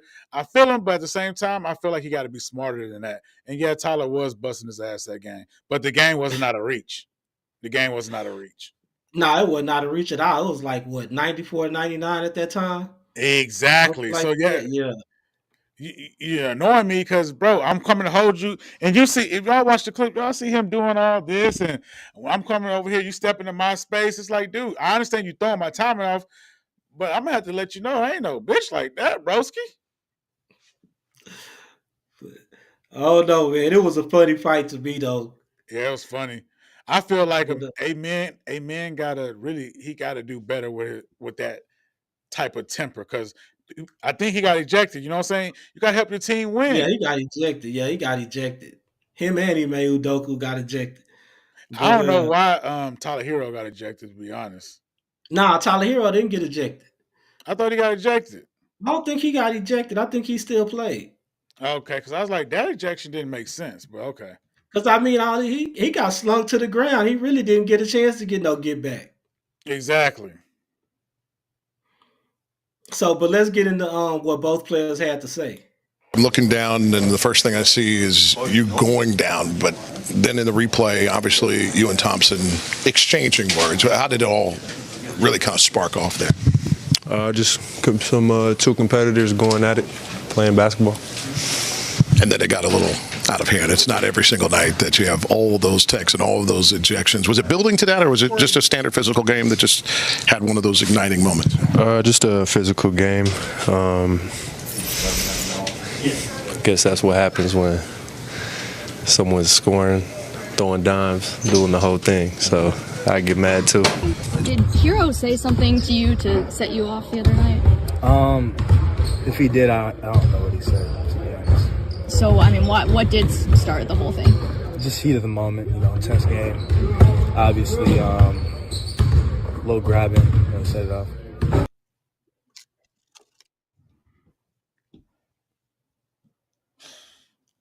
So, I mean, a man kind of said it himself. He was dropping dimes on him. Plus, he probably got in his head a little bit, too. You know what I'm saying? He got in his head. You see that, EJ? Talk to my son. You see that, EJ? You can't let them boys get into your head. A man got ejected, and Tyler Hero stayed in the game and helped his team win. You got to be resilient. You got to be mentally tough. You got to be ready for that. You got to be ready for the mind games. I like it, Tyler. Nah, definitely. I mean, shit, you got to be strong-minded, just like they be trying to get in LeBron's head, but LeBron don't be letting them get in his head. I be telling my son, like, bro, you have to be mentally fortitude. LeBron got the players that get in his head, especially the people in the arena, the fans and stuff. They definitely talking dog shit to him. Sometimes the referee don't be calling his way because he's strong. It's like he got a lot of pressures, but he don't crack every night. I don't think he really cracked too much at all. So you got to be confident enough, or just strong enough and resilient enough to fight through that. Shout out to Tyler though. If you can get somebody off their game without, you know what I'm saying? If you get somebody off their game and they get out the game without you getting ejected, I fuck with it. I think that's part of the game anyways. Yeah, man definitely got to have some more self-control though. He can't let people take him out of his game like that. But Arch Manning and UT had a close bowl game. Now I didn't watch this bowl game, so I don't know. You're gonna have to school me on this one. So basically, bro, UT came out the gate. And I got this information from my bro, Devin, my little bro, Devin Parks, you know what I'm saying, former D1 athlete, right now coaching at Edna, Texas, who almost won state this year in football. 3A football, yeah. But he was telling me UT came out the gate, boom, scored on him, got the ball back. I think they stopped them, boom, scored on them again. Then they couldn't get nothing until the end of the fourth quarter. The other team was holding them down defensively. The other team was running the ball all over them. But those two scores that they did at the beginning, they still was trading shots. But it just wasn't enough. And plus, they feel like the refs cheated them too with that targeting hit. late game, that changed the trajectory of the whole game. I mean, it was a good game. I'm always going to ride with anybody from H-Town. So shout out UT, you know what I'm saying? I don't care if you got it in a good way or the dirtiest way possible. We there, and we go on to the next round. So did Brandon Ewers not play in the bowl game? I think he did play in the bowl game. You know what? I didn't even watch the game. I told you, Devin gave me that information. Oh, I think Arch Manning might have played. I think Arch Manning might have been the quarterback in that bowl game. I'm not sure. But yeah, no, I did read something that Arch Manning did play in that bowl game. So I don't know if Ewers was hurt or Manning just got the top quarterback slot or what. But he got the top. I just looked it up. He got the top quarterback slot. Okay, I do know that Arch Manning just overtook Shedeur Sanders as the top NIL earner though. Yeah, his valuation is higher than Shedeur's now. I mean, Shedeur about to head out. I was just gonna say that. Who cares? Shedeur's about to head out. Somebody was gonna get the top spot. It wasn't gonna be him and Travis Hunter no more. Nah, exactly. Shedeur about to head out. So I mean, I ain't tripping about that. I'm trying to build up some NIL for my son. We're trying to, you know what I'm saying, work that name, image, and likeness right now. So that's important. And shout out to college. Right here on CBS Sports HQ Spotlight. And here's speaking on Shedeur, Josh Edwards, and it's a doozy. Travis Hunter, #1 to the New England Patriots. How about the Titans getting the #2 pick and not going with the quarterback there, going with Titaroa McMillan out of Arizona. Cam Ward to the Browns at 3, and Shedeur Sanders still going to the Giants at #4. Mock Draft Mondays right here on CBS Sports HQ Spotlight. Yeah, man, those mock drafts from Josh Edwards, and it's a doozy. Travis Hunter, #1 to the New England Patriots. How about... Oh, my bad. Actually, that's what it was the middle of last week. So now the Titans are picked to take Shedeur in the first round. I think he'll go #2 or whatever. The Cleveland Browns are still marked to take Cam Ward, but at first they had Cam going over Shedeur. Yeah, man, those mock drafts, I don't put too much stock into it. You know what I'm saying? But I mean, shout out to Travis being #1 on there, but it's a no-brainer that Cam's going to get picked over Shedeur. I mean, Shedeur is going to get picked over Cam. I mean, he's the best quarterback coming out of college football this year, and he got the pedigree too. I mean, pedigree works. You see what's going on with LeBron's son. He might not have all the attributes, but he got the pedigree, and pedigree is something that these coaches, especially in the NFL, look at. So actually, Bronny been hooping in the G League though. Yeah. Say that, Demure. He definitely been hooping in that G League. And all them haters, y'all see what Bronny doing out there. Nah, yeah, he been getting his in the G League. I can give him that. So, he might be hell coming into the league when he gets some of that. That's that pedigree. Grooming under himself. You know what I'm saying? Yeah. He grow into his own. You know what I mean? Yeah. So, but I still think Cam should go higher than Shedeur. That's just me, though. Nah, I'm repping them Texas boys. Oh, they both from Texas, but I mean, Deion Sanders boy gonna get it done. So, Travis Hunter signed to Lil Wayne's Young Money Sports. Think that was a good move?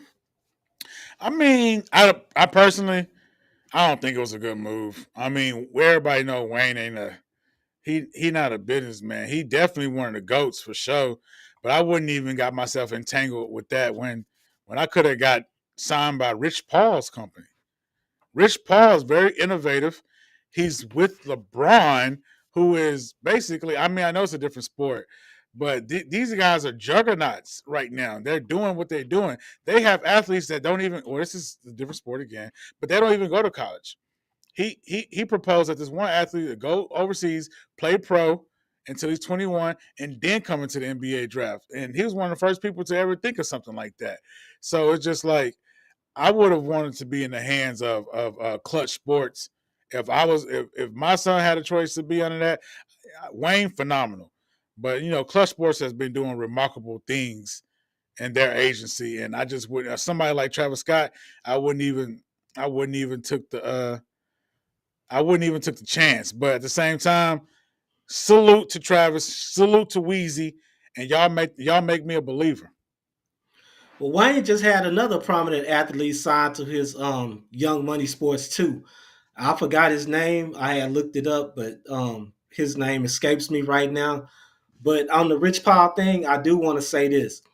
Signing with Rich Paul would have been a smart move because Rich Paul would have made sure he maximized his money after his rookie contract was up. You know what I'm saying? Yes. He gonna get a minimum rookie contract going in. We all know this, but it's what he gets after that rookie contract that mattered. And I think Rich Paul had the knowledge, the skill, and the wherewithal to get him maximum money coming out of that contract.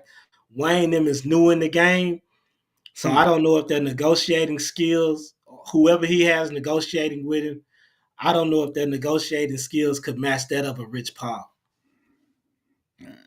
I couldn't agree even more. I mean, Rich Paul, it's not even that. Rich Paul thinks of unorthodox ways to get things done, and he's not budging. It makes sense for both parties. It's like, I mean, I think I will go with somebody who has not just, because I feel like Wayne's going to be doing, this is what everybody does. This is how you get played. This is how you get it done. Rich Paul going to be like, no, this is a different guy. He's not a regular athlete. Rich Paul know how to say no, and he's looking out for the best interest of his client. Exactly. But at the same time, this could be a stepping stone that Weezy Sports needed. You know what I'm saying? I think it's called Young Money Agency, Young Money something like that. Yeah, Young Money Sports Agency. This really could be, hey, Trav signed there. I'm gonna go, and then it's Weezy too. I'm gonna fuck with Weezy. That's what they got over Rich Paul. It's Weezy to the kid. But we'll see. But I mean, Rich Paul is basically the man in the sports agency realm right now, though. We all know that. We all know, you know what I'm saying? Like a lot of athletes go to him because they know he's gonna maximize their money. They know he's gonna get them the max that he can, or he gonna say no, we'll walk away from it. Yeah, and he got some heavy hitters on his roster. I was looking at Wayne's roster, and it's cool. You know what I'm saying? Let me see if I can share my screen and show the little roster real quick. He got a cool roster, but it's like, bro, I don't even know these guys. You know what I'm saying? Like, they top athletes. I forgot what prominent athlete they said just signed to him, though. It's see, some prominent college athlete. Let me see. I didn't put it up.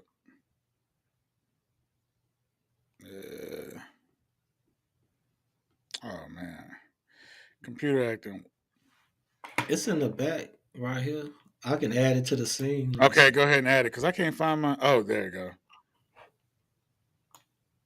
Hold on, let me take out that play of the day. Switch it over here. Yeah, so it's just like I don't know these athletes.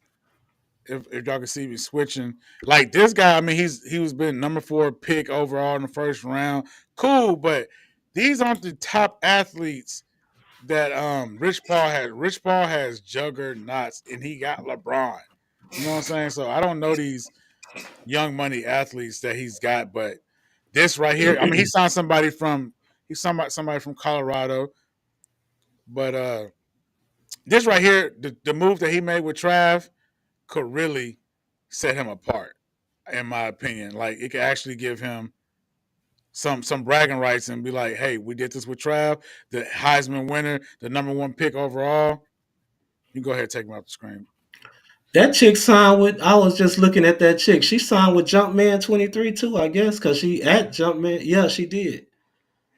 I think I seen somebody saying that Wayne, his stuff is for on the field. So he advocates for the athlete on the field because I believe Travis Hunter is still signed with some other agency for off the field purposes. So, I mean, he's got a real niche. Yeah. All right, so let's get into the play of the day. I don't know if you saw this, but I had to make this the play of the day, man. Big boy was on it. Zappy. Oh, big fella touchdown. My goodness! Michael Pierce! Don't kneel down, Big Pierce. What are you doing? Don't kneel down. And the whole team around him. Hey, I give it to Big Boy, but why he sliding though? Go and run that thing. They can't tackle you. He wasn't trying to fumble. He intercepted it. He said, I ain't trying to fumble this bitch. Smart, because coach would have been dead on your ass. But at the same time, that make you don't look like a dog. Hey, go out there, give it a balls to the wall, man. You ain't gonna never get the opportunity again like that. Balls to the wall. Hey, but play that clip one more time. Play that clip one more time. Y'all watch how Big Boy drop into coverage, man. Big Boy dropped back like he was outside linebacker. He did. Zappy. Oh, big foul touchdown. I don't think that one showed it. Usually Big Boy's going for the. Don't kneel down, Big Boy. What are you doing? Don't kneel This down. one's gonna show it. That was I ain't really showed it a little bit, but I wanted to show from the beginning of the snap. Big Boy put his head on swivel. I said, "Okay, Big Boy." Yeah, y'all see him. I ain't seen that before. That was crazy. But for real. Michael Pierce. Shout out to Mike Pierce, man. Hey, because usually them big linemen just bat it down. You know what I'm saying? Yeah. For sure. Big Boy was ready for that one. He looked like a big Deion Sanders out there. Nah, for real. Hands was real soft. Play of the day. All right, man. So we about to get into some real news now. You know what I'm saying? I know everybody probably tired of talking about these topics, but this is the America we live in. So this segment is called America, the Bloody Truth. Let's get into the Cybertruck explosion, and then we'll just pick up our commentary from there. Standing up for our people. We on Bourbon Street in New Orleans. We gonna bounce back. And it's nothing but love out here, showing that. I just want to give you an update on a lot of what it is that we found and through the processing of the Cybertruck. I remind you that the subject inside was able to be removed for a very long period of time because of beyond recognition. But we'd like to highlight a couple of things that the teams found inside of the Cybertruck that are useful to the investigation. And that, first and foremost, is a military identification. We also found a passport. We found a Desert Eagle 50 caliber semi-automatic pistol. And if you'll notice on a lot of these guns that we're going to talk about here, they're almost just burnt beyond recognition. My bad. I think I might have been playing two clips at the same time. I didn't hear anything.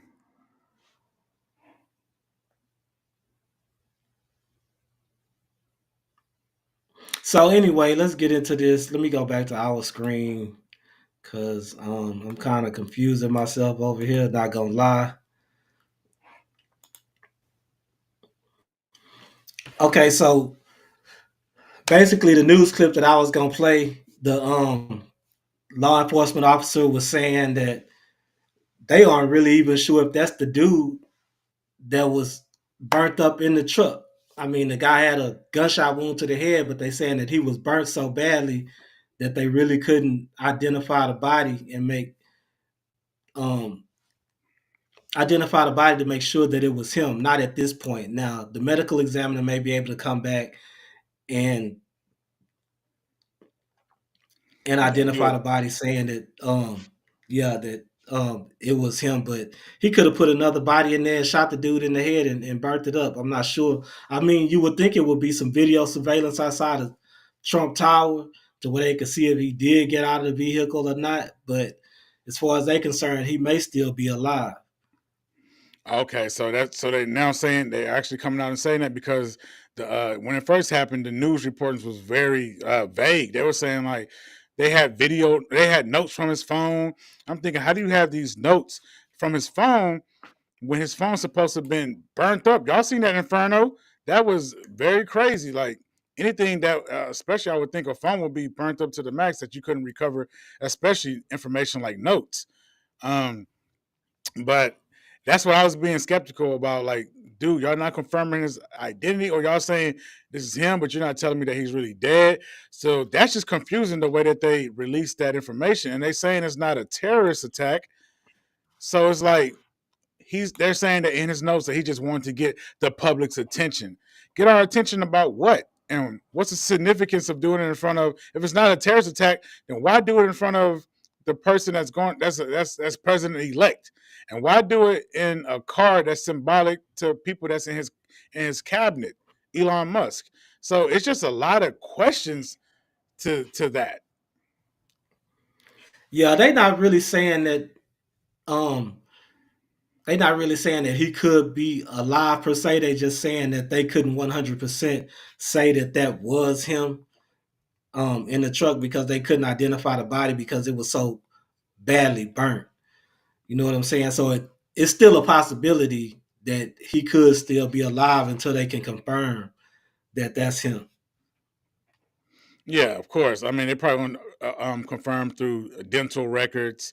Mostly, it's probably what you're gonna have after that inferno. So, yeah, I know that, but still, it's just like my main thing is the why. Because I know my main thing is if the body got burnt up that bad, how do you still have a ID still intact, a passport still intact, and a phone still intact? It's exactly, especially ID that's going to melt under a lighter temperature. So it's really, that's what I'm saying. This whole information thing is vague, is weird, is sketchy, and those attacks that happen simultaneously, the officials are saying it's no relation. It's all just a coincidence. But they both were military personnel. They both was at a certain camp at the same time. I think they said Fort Bragg. They both they both got rental cars off the same app, Turbo. It's like, it's a lot of similarities other than the fact that one of them was like, a whole different nationality, even though he was American, and one of them was just a regular white guy. It's a lot of similarities going on with those, but the media and the government is saying there's no continuity between the two attacks. Yeah. So I don't know. I'm just wondering how that's gonna play out. But I mean, it ain't really anything they can do about it at this point anyway, but get the details of like what was the point of him doing it. You know what I mean? Yeah. That's what Other we're than trying to that, figure out. just trying to work out those details. Other than that, I mean, what can they possibly do? It's not like they could stop any terrorist attack.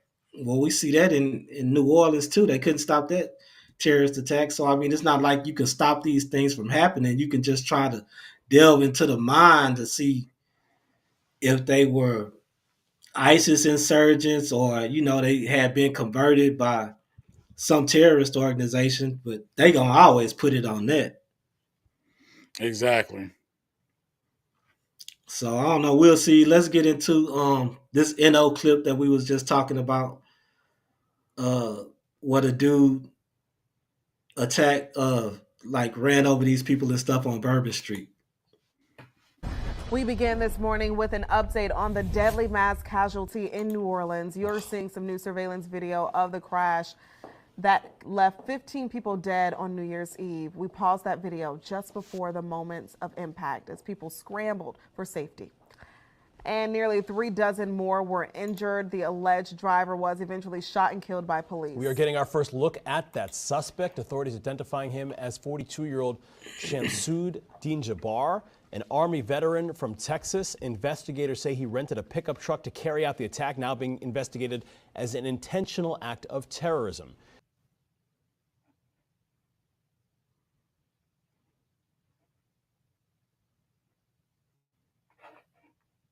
So this dude went and he actually went and planted IEDs around the area, around the French Quarter, and he had on meta glasses filming all this stuff. Yeah, which exactly. is crazy. So I mean, he had a more detailed attack than old boy in the Cybertruck. He was really trying to do some damage. Yeah, he was he definitely, yeah, so that's why they're saying that it's not. They said one was a terroristic attack because he was doing it through ISIS. He was doing it for, through ISIS. The other dude was trying to do it just to bring clarity and awareness of what though. So I was trying to find the notes online. I couldn't find them at the time. But like to me, it seemed like it's a coordinated attack. I mean, they both happened on the first, and they both were very extreme. But the media and the government, especially the government, they said they aren't surprised by attacks like this happening by military personnel. They said it's been long known that studies have been shown that military personnel that come back from after doing tours overseas, warring, they come back to the States and they become more extremists. These are things that are well known. I mean, the Pentagon funded a study for that just in 2024 alone. You know what I'm saying? I was going about to pull that up for you guys, but it's all good. So it's just, these are things that they know. They know that the military personnel people are very dangerous and have these ideologies of extremism, but it's shocking to us. So it seems like it's something's going on in that military that we don't know about. Yeah, I was gonna say that because what's up with all these military veterans? They actually getting into the military to go fight for their country, but then they're coming out and then they doing these planning these terroristic plots. I mean, what is going on in the military to make them do this? They have to be seeing something or they know something because, I mean, you're not just one day you want to go fight for your country and then you get out and you want to basically fight against your country. And then you harm, not only that, but you harming innocent civilians that don't even know what the hell you doing, you fighting for. You know what I'm saying? Why are you doing these terrorist attacks? They don't know, they innocent. They out there trying to party, celebrate New Year's. Exactly. So it's just like the government, you're gonna have to do a better job with informing the public about situations like this, especially if you're not gonna be able to, you know, handle them yourself. Because it's too extreme for us. So P was out there the next day afterwards, and he was saying that this wouldn't deter them from their celebrations or, you know, stop them from doing what they do on a daily basis. And he was out there marching with the mayor and the people. So let's get into what he had to say. Standing up for our people. We on Bourbon Street in New Orleans. We gonna bounce back, and it's nothing but love out here, showing that Bourbon Street is opening back up, and the love that's out here is incredible because this evil act that happened, they can't stop what God's plan is because God gonna make something even bigger.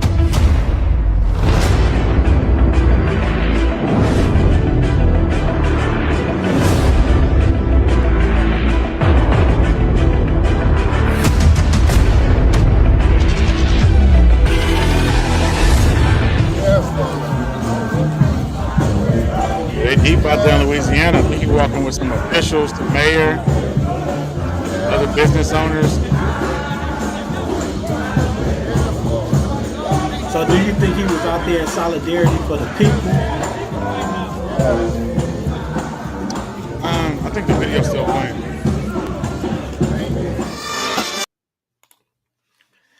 So do you think he was out there in solidarity for the people, or do you think he was out there protecting his vested interest? Because, you know, they said when Hurricane Katrina hit that he had actually formed some shell companies and bought up a bunch of land and buildings and stuff in the French Quarter. And I mean, it was the Sugar Bowl was happening that next day. Well, the day that they was actually marching to open Bourbon Street back up, the French Quarter back up, the Sugar Bowl was actually happening. So it was a bunch of tourists gonna be there, and a bunch of money would have been lost. Or do you think it was just a little bit of both? I feel like it's a little bit of both, and you can't blame them for having a little bit of both. Even if something went on over here by my business, of course I would want to be here to be there for the people that it happened to in the area where my business is, but I also wanted to come check on my vested interest. Can we open? Because at the end of the day, it can hurt the bottom line. It can hurt the lifestyle. It can hurt the employees that he employed. It's a lot that goes on behind that. So it's okay for him to go check on his vested interest, in my opinion. I feel you. I feel you. I think he just got a lot of he got not a lot of, but he got some backlash for going down there because they said, you know, when he made all his money, he moved away from New Orleans.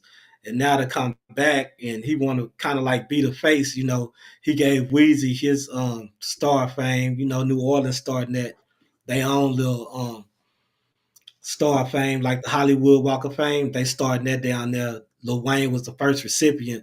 So he gave Lil Wayne that. And then being down there with the mayor. Him and the mayor pretty cool though. I mean, he been at 2 or 3 events with the mayor now. So maybe P finna get into politics. I don't know, but I think he basically was down there for his vested interest. I mean, you can't be on Bourbon Street and be losing money. Nah, facts. I mean, and that's just true. But people gotta understand when you're a businessman, it's okay for you to go check on your vested interests. But I mean, at the same time, he's from New Orleans. Don't act like he's not from New Orleans. No, I'm not acting like he's not from New Orleans. I'm just saying, I mean, I understand him being down there, you know, those are his roots. Want to show the people that, hey, we're not gonna let things like this deter us from like I said, our roots and what we do. But it's mostly tourists down there. It's not mostly people from New Orleans. People from New Orleans, they really not going to Bourbon Street and the French Quarter and stuff like that. I mean, that's an everyday thing for them. So unless they going down there jugging somebody, you know what I'm saying? But other than that, people from New Orleans really not going to Bourbon Street. It's the tourists that bring in that money. Yeah, So to me, I think he had more of a vested interest in going down there and showing solidarity with the people over an attack. And at first, the news was saying that they suspected that it was just a bunch of the citizens of New Orleans who got hurt. But we all know it's mostly tourists down there in those areas, man. It's not the people from New Orleans that are really down unless they work in there. But my thing is, P isn't the only businessman, business person, political person, person of power, structure, and status that was down there walking. So why even cast that light on that black man? I mean, he's down there. He's in solidarity. I'm pretty sure he brought dollars to the cause. Why are you singling out that he has property? Not you, but like just media in general, single out that he has property. He's down there for his vested interest. Oh well, that's his vested interest, man. No, it is. I mean, I get it. If I was a businessman, I mean, I would have wanted to open too. You know what I'm saying? Yeah. If I had a business down there, I think I would have wanted it to be open too. I mean, I hate that it happened to the people, but this is the America that we live in. You know what I'm saying? I mean, you can't go to church like the white boy went and shot up the black church. You can't go to the grocery store. They just shot down here in Katy Mills Mall. You know what I'm saying? Dude was open fire in the mall. I was just about to say that. So they in the mall. Can't go to schools, basically. And the mall opened right back up. I don't think the mall closed down. Yeah. Nah, the mall didn't close down. And I mean, any and everywhere is like a war zone right now. You just have to keep your head on the swivel, man. Yeah. Because anything could jump off anywhere.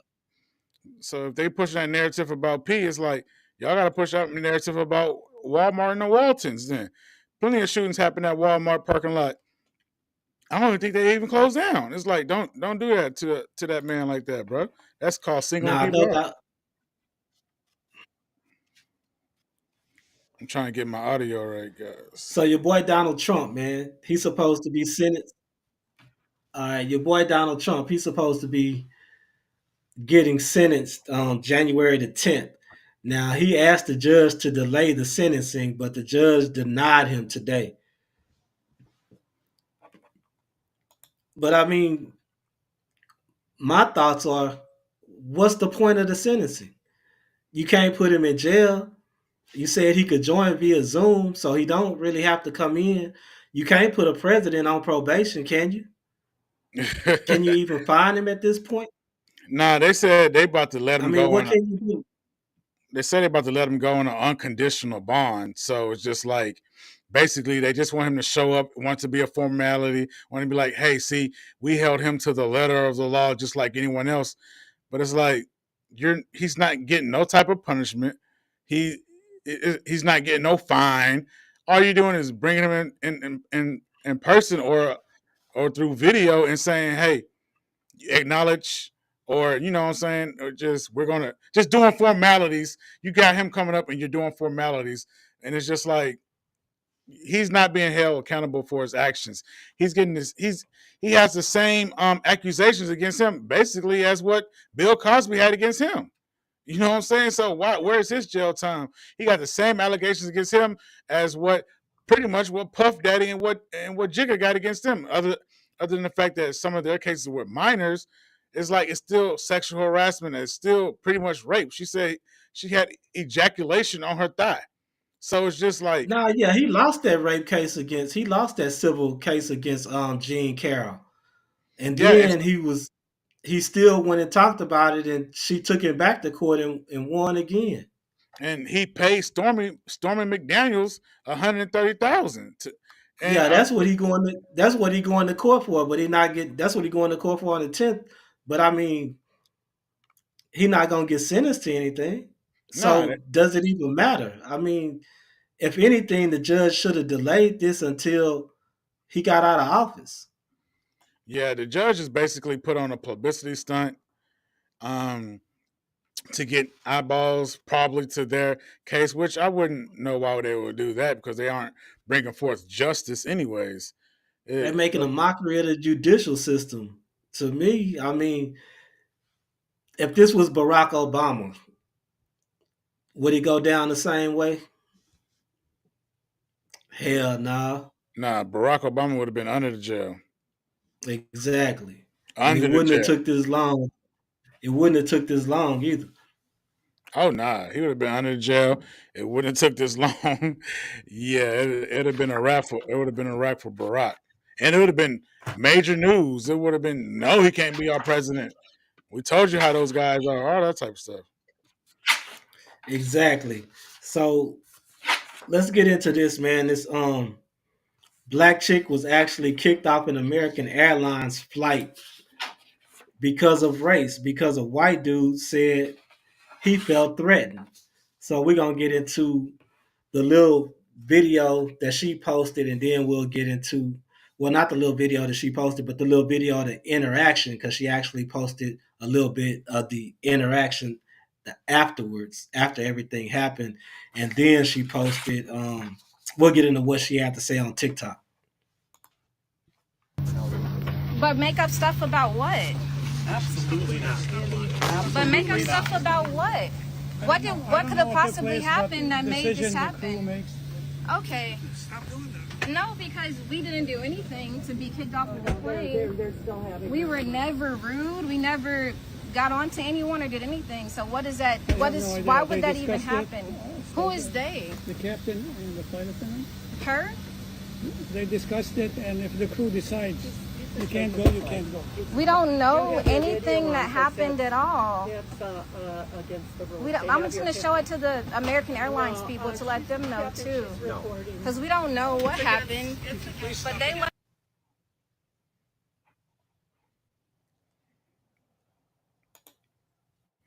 But make up stuff about what? But make up stuff about what?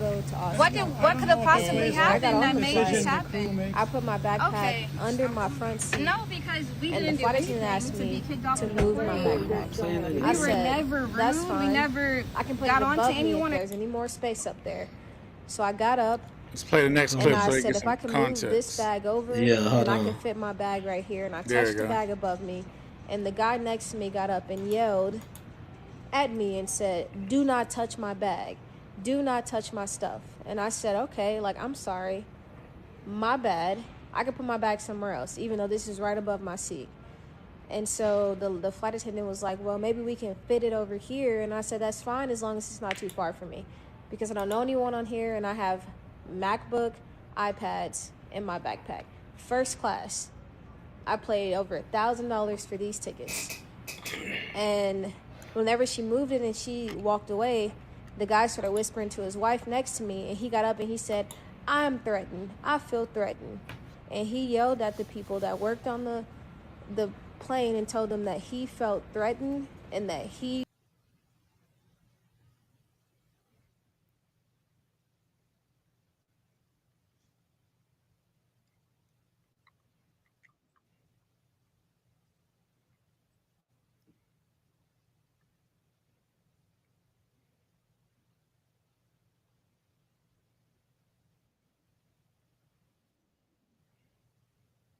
felt uncomfortable because I did not want my bag. Oh shit, we finna end.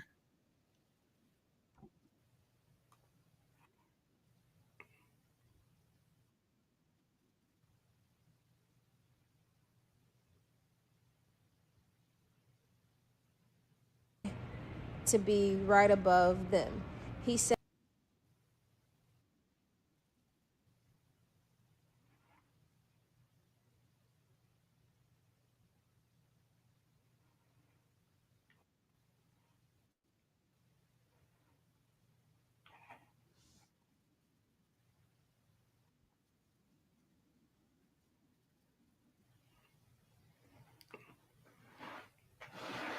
You know what? The broadcast ended. that it was a race thing. Oh, for real? And that he felt threatened because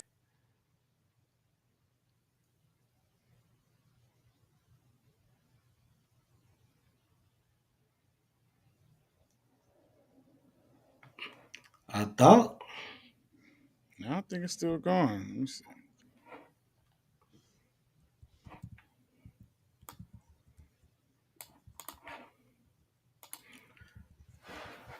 Hold on. If it's still going, then the video stopped.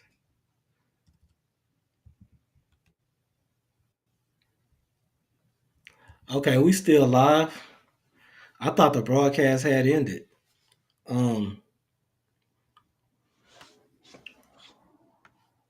Still live. We got 2 viewers on the set. Okay, because it said it was it said, I don't know why it came up. It said broadcast will end in 7 seconds. But anyway, here we go.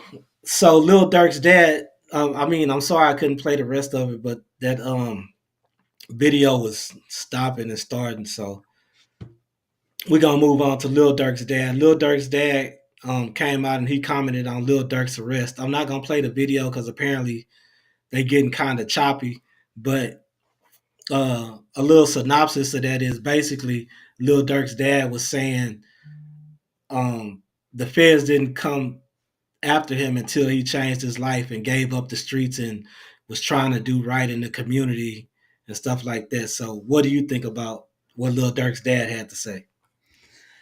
I mean, I feel like Lil Durk's dad, honestly, should have just really not even said nothing at all. I understand he came out, he said he's not going to speak on the case legally, but he shouldn't have spoke on the case at all because you're saying when he was doing bad, the government or the powers that be wasn't messing with him. But when he changed his life around, now they're messing with him. So to me, you're basically beating around the bush, but admitting that your son is out here breaking laws, basically. Being a menace to society and out here taking people's souls. And when you do stuff like that, no matter how much you change your life, God probably forgive you. But that man, them 3-letter agencies, they out to get you no matter what. I agree. Shit, you still have to pay for your crimes. You know what I'm saying? It ain't like I could do something and change my life tomorrow and that white man still not gonna come and get me. He's still gonna come and get me. I don't care if I rob a bank and it's been 50 years and I'm fucking 80 years old or 90 years old. If they find out that it was me that robbed that bank, they coming to get me. I'm going to jail. Oh yeah. You know All facts, man. So I mean, I pray that they don't got no evidence on Dirt. I pray that somebody really trying to, you know what I'm saying, fabricate some evidence on him. He get out of it. Just like when they had Thugger. They swear they had Thugger dead to rights. Like, oh, he's a kingpin. He ran out the car. We got him. He's going to do a lot of time. Yeah. I think he was facing 30 years to life. And we thought it was over for Thugger. But as the case continued, it just became a mockery. It became some bullshit. You know what And I'm saying? the state said they had terabytes of evidence against Thugger. Now the feds say they got 230 gigabytes against Dirk, plus I guess over 200 pages of documents or something. But in the state's case against Thugger was all messed up, and a lot of that stuff didn't even make sense. Now what the feds got on Dirk, I don't know. The feds are more accurate and more detailed in their cases. So it's gonna take a lot more to beat the feds than it is the state. But Dirk got his work cut out for him. His lawyers got their work cut out for him, man. Oh yeah, and I feel like Dirk Dad really should have kept his opinion to himself with that one, because it didn't help him, and it actually hurt him more, in my opinion. Nah, yeah, it definitely hurt him more. You right, he should have kept his opinion to himself, but that Trap Lord Ross documentary didn't help either. I think that hurt him too, especially if the feds go back and start looking into that. They might try to put FBG Duck murder on him. You know what I'm saying? They already saying he tied to the murder of the dude that killed his brother. So that could be another potential charge coming up on him. And then this dude, Trap Lord Ross, put out a documentary in which he said Dirk was involved with 6 murders. So we'll see what come of that. I mean, hopefully they don't have what they think they have on him, man. Yeah. Yeah, that's what I'm saying. Like, we're going to have to see. It's going to be they still got Y&W Melly pending his case, man. So obviously it's going to be some time.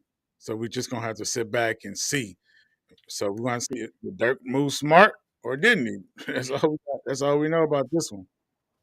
Yeah, I was going to stream that Melly. I had started streaming it, but I was late. That Melly hearing that they was doing today, but I only caught like 15 minutes of it, so it wasn't even really worth it. But the judge was like, they need to hurry up and do something. They definitely going to trial in September because he already been locked up over 2,000 days or something. But September, it's still a long time away. You know what I'm saying? Exactly. I'm like 9 months.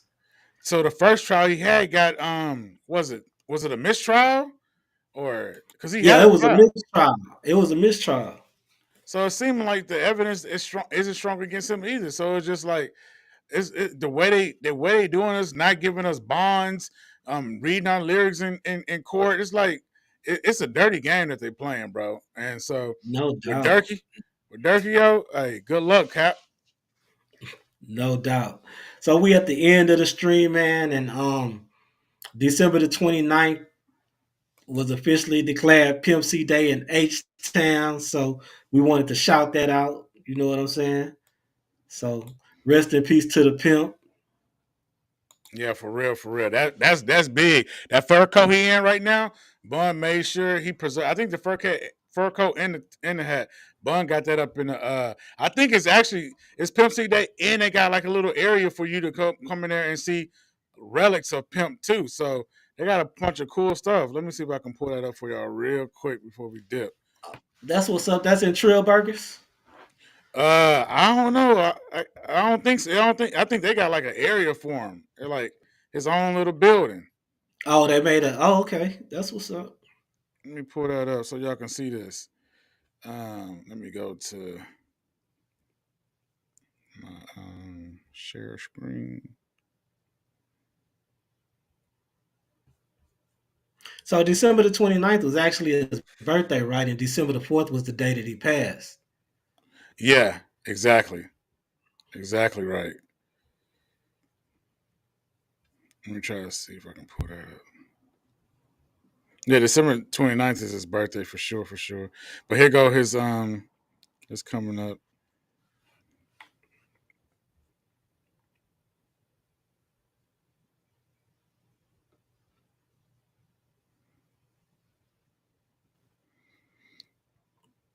Oh, there you go. Let me bring it back. Y'all gonna see the fur coat. There, y'all see the fur? Okay, pimp. Yeah. Yeah, they got his lyrics in there too. They got the lyrics. They got the little two-way that he had in that big pimping video. Cell phone. They got his flip phone in there. They got the letters from prison. Yeah, they got his Bentley key in there. Yeah. Wow. Yeah, man. So they got a real nice little setup for him over there in Houston. We got to see where it's at, and we'll probably have to visit it ourselves, man. That's kind of cool. We got the cologne, the pimp cut. So No yeah, doubt. man. I'm gonna have to follow them on Instagram. Dio's brand. Doors open at 1 p.m. Gonna be a part of history. One day event only. Okay. It's on Main Street in Houston. That's what's up. So they'll have Main it Street every December the 29th. Oh, so one day out the year. Oh, we're gonna have to pull up. Yeah, no, that's definitely live. Okay, we're gonna end the stream with this here, man. Lil Woody got baptized. Let me go back to it. Threw it out. Lil Woody, everybody's favorite snitch, got baptized the other day. Nah, not that demon. Yeah, it keep going back to Pimp C for some reason. Sliding on Rich Homie's dad's barbershop, and yeah, that boy was a straight demon out here. Okay, there you go. So yeah, he when he got baptized, he said him and one of his childhood friends when he got baptized, they changed their life. It was good to see though. You know what I'm saying? He the one that got Thug in all the trouble and the one that got him out of it. So Exactly, the one that got him out of that bullshit. But he be talking too much. But nah, shout out to Woody. I'm glad they gave him immunity. I really don't think it took too much of a toll, but they still got Thug. That trial, they got Thug 15 years probation. Yeah, he shouldn't have copped out though. I mean, he would have been found not guilty, man. They didn't really have nothing on him like that. They couldn't definitely say that he was the head nigga in charge. As soon as he copped that plea, mother niggas was getting out scot-free. Exactly. You know what I'm saying? So exactly. that was kind of crazy, but yeah, he shouldn't have copped that charge. But if I'm him, I'm blaming my lawyers. I don't care what I said while I was in jail. I don't care. I'm paying you for my best interests. I'm still putting it on you. Nah, because it was totally up to him. His lawyers tried to talk him out of it. He wanted to go home. So that's all on him. You know what I'm saying? Hey man, we appreciate y'all rocking with us. You know what I'm talking about? Y'all send us some topics which y'all want us to talk about on here.